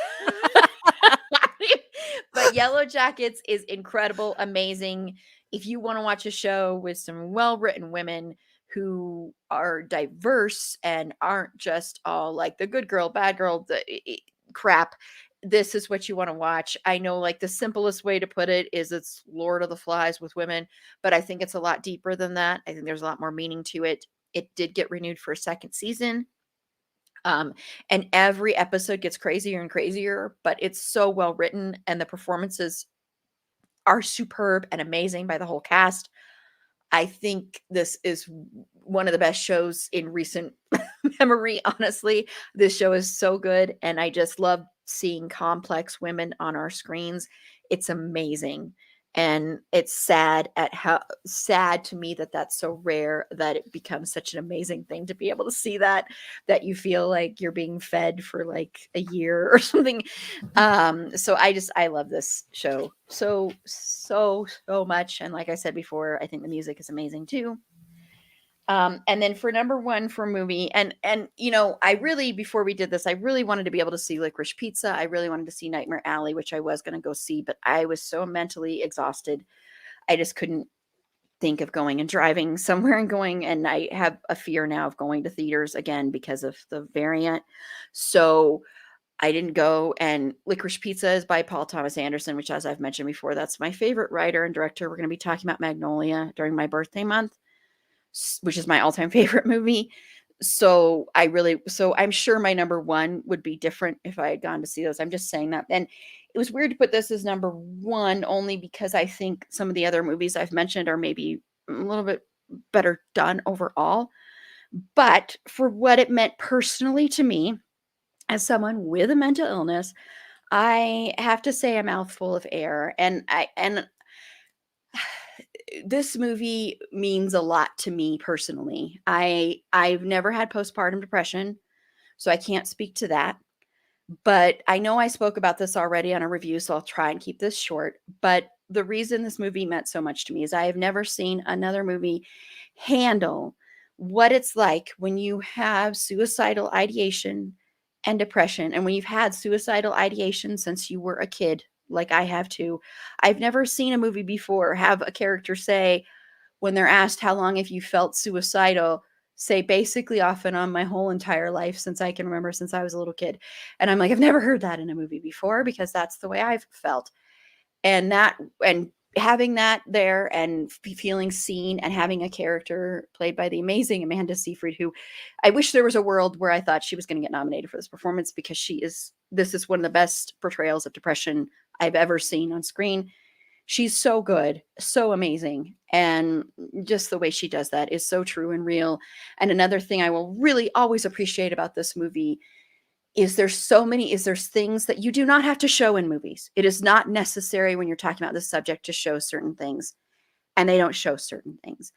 And I don't want to spoil what that is. They don't show, but it's very appreciated because there is no reason you need to show that stuff. Certain shows we talked about earlier, you do not need to show certain things. It's not necessary. You can still get the message across without doing that, without feeling like you're sensationalizing something.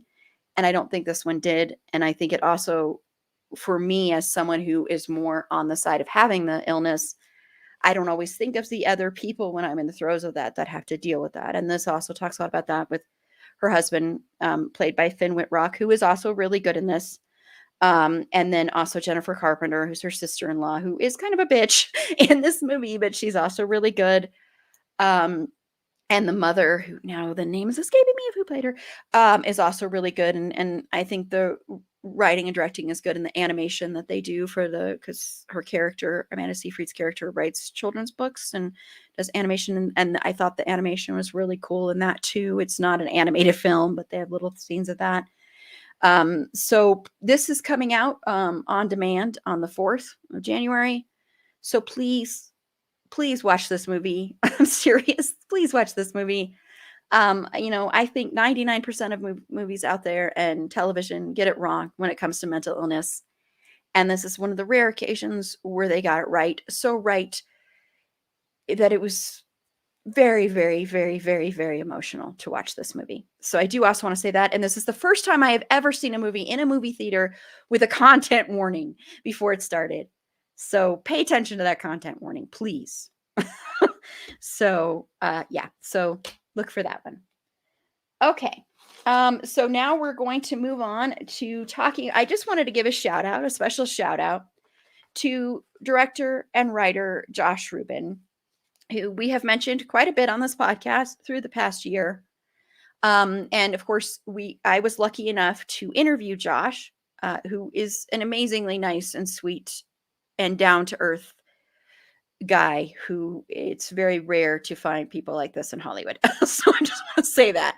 And his wife they're not married yet. Sorry. His fiance, Lauren Sick, is also an amazing, incredible filmmaker and an incredible human being. So I just wanted to take a moment, and I know Meg hasn't seen Josh's movies, so I know you can't say much to that, but I know Aaron has. I know Aaron A has. So I just want to get your thoughts. If you want to give any kind of shout out to Josh or any special mention, because I just wanted to give him one just as a filmmaker to watch. He's been in the business forever, but I mean, just as someone that, deserves everything in this business. Yeah, I agree. Werewolves Within was on my list, but I didn't mention it because I know we were going to talk about him separate. But that was definitely in the top 5 of my list. Not just because it was the first movie that I saw in a year and a half in a movie theater, which was amazing. But it is a really good movie. I've seen Scare Me, I think 4 times now. He's incredible. And like you said, seems like a genuinely nice person. The interview with him was great. There's a podcast that follows kind of the creation of Scare Me. And it just in that he seems like just like the nicest person, like you want to be friends with him. So I hope that there is a lot more to come from him. He seems like he's very up and coming and promising, and I hope he goes on to do really great things because I want to see anything that he's going to make. Is so good. And I did I don't know, Aaron, if you've watched it yet, but Lauren's short film Pear is actually on streaming service now. Yeah, I know. That's Yeah, very I wanted to good. make sure to give that a shout out too. Yeah, because she's also incredible because she was on our Donnie Darko episode with him, and she's so cool. She's really honestly, they are like 2 of the coolest people in that industry. I'm serious. Power couple. They're awesome. Yes, they're amazing, and they're going to be a power couple. And I'm here like Donnie Darko. What do you say? See, after you watch Donnie Darko, then you can go listen to the episode because you don't want to listen to it before. But while I watch Donnie Darko. No, anyway, we're talking about. I know, I'm just being absurd. I'm sorry. I'm just being an asshole. Do you remember that So, you love me? anyway, yes, I do, and I do love you. She But reminds yes, herself. anyway, so yeah, I wanted to be able to give him a shout out because I really appreciated him coming on this podcast and for being so generous and so sweet and so kind and saying such kind, amazing things about the interview too. So that was really nice. And the name of that podcast is Make Cool Shit, by the way, so everybody knows. And he's been on a lot of podcasts and done a lot of those as well. And he co-directed Death to 2021, which is the sequel to Death to 2020. That's going to be on Netflix. That's coming out here soon. And he's just so clever. His directing and his writing. He didn't write Werewolves Within, but his directing style is really good. I think when you don't necessarily see all the directing, it makes for a good movie. And Scare Me, I own that one on Blu-ray, and I think I watched it probably 5 times, at least 5 or 6 times. And he was selling copies of his script, and I don't know if he still is, but I have that as well, and it was really great to read the script. And for anyone who ever wants to become a screenwriter or a writer, I highly recommend doing that. So going and reading scripts, because that's how you learn and how you learn to become a better writer. And Werewolves Within is just so clever and very much like, I know it keeps getting compared to Clue, and to Knives Out, and as a combination of that. And I think it deserves that. And I think it also just deserves credit for just such a great cast of characters that all work and play off of each other really well. And, I saw it twice, and it was great to see it in the theater because I saw it first not in the theater. It was like one of those, it was like through the New York Film Festival, I believe, or Tribeca Film Festival, sorry. And they were showing stuff that you could watch online as well. So it was really good there. And let him do Darkman. That's his dream, is to do Darkman. So I have to say, we have to put that out there. Being compared to Knives Out is a really huge compliment because that movie was like fantastic. See, Mel, I'm telling you, Meg, you can watch this. I'm telling you, you can watch Werewolves Within, and I think you can watch Scare Me too. I mean, Carla said you can. It's I'm suspenseful, not- but it's not really scary or No. slasher. I don't mind suspenseful or anything like that. I don't Yeah, mind I think you would mysteries or like it. anything. I love Knives Out. I thought it was fantastic. I just have an issue with traditionally horror movies. But I'm just saying, like, if any movie is compared to is in this genre compared to Knives Out, especially in 2021, I feel like that's high praise for that movie. Yeah, it's really good. That's all I'm and saying, it's because really Knives funny. Out was really critically and Mhm. audience praised. I guess it's just being a really good movie. Yeah, and I loved it. And I think Scare Me is great to watch because of watching about, it's so much about the fragility of the white male ego. And it's so well done. And it's so great to watch something like that done that is written and directed by a white man. And I think it's a good examination. And so go watch that. Go watch Werewolves Within. Go listen to our interview. Go listen to our Donnie Darko episode. Go listen to our episode discussing Scare Me. We also did an episode discussing Scare Me, and we did a live stream discussing that as well. Again, Donnie Darko, you say? I'm such an asshole. I'm so sorry. It's okay. I'm not really that So- sorry. So anyway, I just wanted to give a shout out to Josh Rubin. So yes, so thank you, Josh, for providing us with such great entertainment, for being on this podcast as well. I do appreciate that. Always will. So thank you so much. Okay, so we are done. But before we wrap up, in case you haven't heard, we are kicking off Christian fucking Bale month next Saturday at 6 p.m. Mountain Standard Time. Come recover from your hangover and watch me, Carla, and Susie talk about sorry, I got distracted by talk about the Dark Knight trilogy. And that's how we're kicking off Christian effing Bale month. And also go to our Redbubble store, go to the link in the show notes, go to any one of our social medias, click on Linktree and go and buy some It's a Christian effing Bale stuff merchandise. There will be other merchandise in there shortly. We do have It's a Destiel thing and It's a fanfic thing. There will be other merch coming soon, but go pick that up before January. It won't ship to you by that time, but go buy it and have it during some point in the Christian fucking Bale month. And yes, I think the Dark Knight trilogy is amazing. I just rewatched The Dark Knight today. I watched Batman Begins and The Dark Knight, and then I have The Dark Knight Rises to watch. And yes, Heath Ledger, we will be talking about that. So, of course, because his performance is amazing in that movie. And I miss Heath Ledger. He was amazing. So we'll also be talking about 10 Things I Hate About You. But I have a little video here to play, just a little promo. So I'm going to share that here. And we have a new way of doing this on here now. So we don't have to kick us out. So we can watch it at the same time. So here goes our little promo for Christian effing Bale month.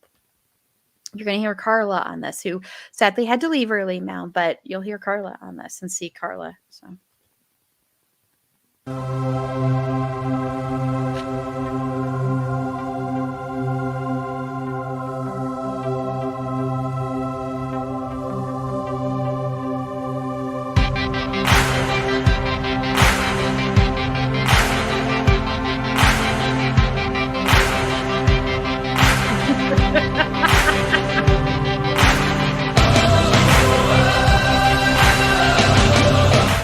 Psycho.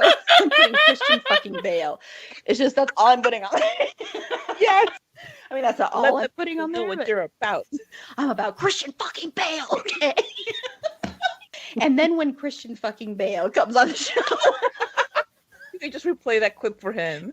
yes, Just to show your enthusiasm for him as an actor. Yes. Listen, Christian Bale, I've been so enthusiastic about you coming on that I actually dreamboarded you into this podcast. Let me play you a clip. And then all of a sudden, he disappears from the screen. Or actually, I think he would appreciate it, and he'd be like, "This is very interesting." Right, like, I'm flattered, or whatever it sounds like in a Welsh accent. I'm flattered. Thank you, Erin, for appreciating me in all of my multifaceted glory. Oh, so that's what Christian Bale was talking to me about the other day. Oh. He told me, Carla, I think I'll see you on Saturday.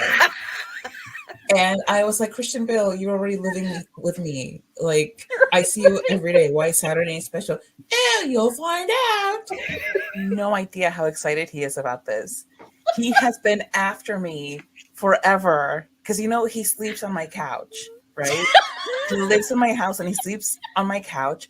And all he does is bug me about, remind me again, when is my month starting? And I'm like, it's freaking January. It's the entire month. Oh, I just like to hear it over and over again.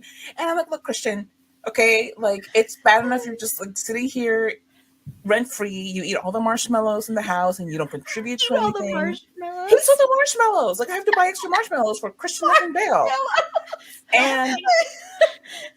And all he does is talk about himself and your podcast, which I don't mind talking about the podcast. I mind him talking about himself all the time. And I'm so excited for the podcast that's going to be all about me. And I'm like, okay, you think everything's about your little Christian.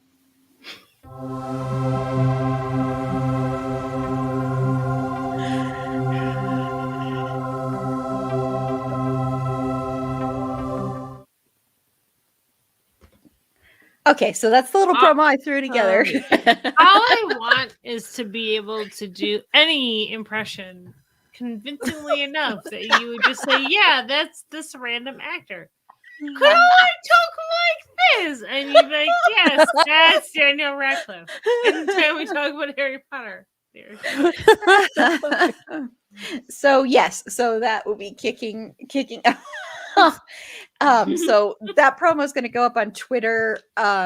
It'll of course have to be cut down a little bit on Instagram or go up a different kind of. Well, actually, you can put. I also love things Carla up so much. I'm sorry. Just I have to just say, I love her so much. Yes, we all love Carla. So anyway, so that will be starting on Saturday, and then just for the whole month of January. And then next Sunday we're doing a live stream only that's just going to be just talking about the best of the podcast and our favorite things from the podcast. I'm putting together a bunch of clip things, so it'll be a bunch of like bloopers and best of certain live streams and stuff. So look for that. It won't be all our live streams because I haven't she's gonna be downloaded. all Carla. Just a minute, Meg. So it won't be all the live streams because I haven't downloaded all of the live streams, and I just don't think I'll have the time to go through all of them. So it'll be just the ones that I have downloaded and gotten clips from recently. So it'll be a lot of the Dexter and American Horror Story ones as well. So that will be at 6:00 on January 2nd, 6 p.m. Mountain Standard Time. So lots of live streams coming your way. And then, so we'll go ahead and close out. So Erin, if you want to tell everybody where they can find you. I am on Instagram and Twitter at Geek and Sew. That's what I do. I geek and I sew things. And also, world premiere. I've become one of those crazed dog moms who made Instagram for the little dog. I think Zeus the dog is here to stay. So look forward to many more Awesome. snoring episodes coming your way. But his Instagram, if you want just all Zeus all the time, he is Zeusel_Streusel. We call him Zeusel Streusel. Streusel. That's amazing. So you just want tons and tons of pictures and videos of the crazy dog, then that's where you can find him. Awesome. Yay. That's Yay. so Well, cute. congratulations. So That's so cute. It reminds me of the thing where like, what's your dog's name? And then what are all of the names that are Right. nowhere near related to Right. the dog's name that you call Yeah. your dog? Yeah, he's only been here 3 months and he's got like 25 names. And my husband's still on the campaign of calling him Guillermo, but I don't think it's sticking. I don't think he understands that that's supposed to be his name now. So, his name is, and then my mom started calling him Gary. So Our dog, we got her. She was named Dee, and we changed it to Smokey. Like, that's fine. That's easy. did she to figure it change. out? Did she know that that was her new name? That was her new name, and then we said got it. Smokey Bear, and then Bear Aw. Bear, and the bear, and then Smokey James Elizabeth Burr, and like this whole like thing that Oh, now my we dog just- when I was a kid was named Bear Bear because he was a Chow Chow. yeah, we just yell cookies at them now, and they just come because they want treats. Effective. Yep. Yeah. But for the non-dog lovers, you can find me and Carla on our podcast on Twitter at bedwedbeheadpod. If you want to find us on Instagram, it's bed.wed.behead.pod. If you want to find us on Facebook, it's bedwed or behead pod, or Gmail. You can find us at bedwedbeheadpod@gmail.com.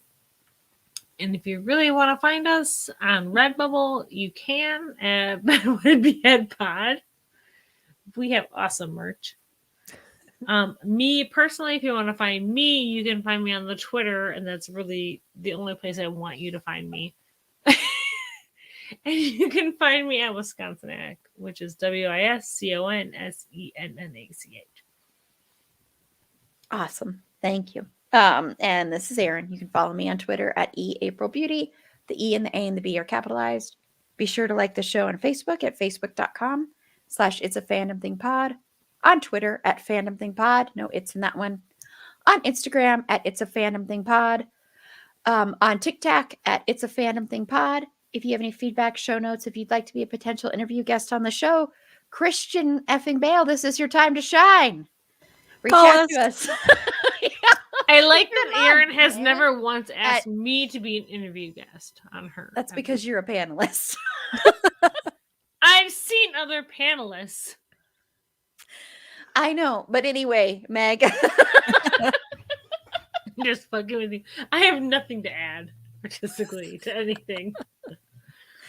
So anyway, if you would like to be a potential interview guest on this show in January, Christian effing Bale month. Come on, Christian Bale. Come on. You can email us at itsafandom_thing_pod@gmail.com. And like I've already mentioned, next week we're all about Christian effing Bale. We kick that off with the Who? Dark Knight trilogy. So that will be a two-parter. It will be a one-parter for the live stream, but it'll be a two-parter episode-wise. So make sure to keep an eye out for that, and keep an eye out for all of the other Christian effing Bale episodes coming up. We also have some interviews with some writers coming up in January as well. So until next time, remember, it's a fandom thing. Black Lives Matter, and stop Asian hate. And thank you to everybody who watched the live stream as well. Thank you, Mal. Appreciate it so much. And remember, With the fur. remember, Mal and I will be doing a live tweet of Halloween Town High coming up. Mal Yes, wants sir. to, It's Mal gonna be wants the amazing. apple bottom jeans. Right. Apple bottom jeans, boots with the fur. The whole Yes. clothes looking at them. What? What? I have What? no idea what you're talking Aaron. about. Okay, so anyway, we are done, and we finished before 10 o'clock my time. I Yay. am amazed. I'm say So, it's good not. night. It's Good not night, before everybody. 10. Bye. Night. Bye, Matt. I love night. you.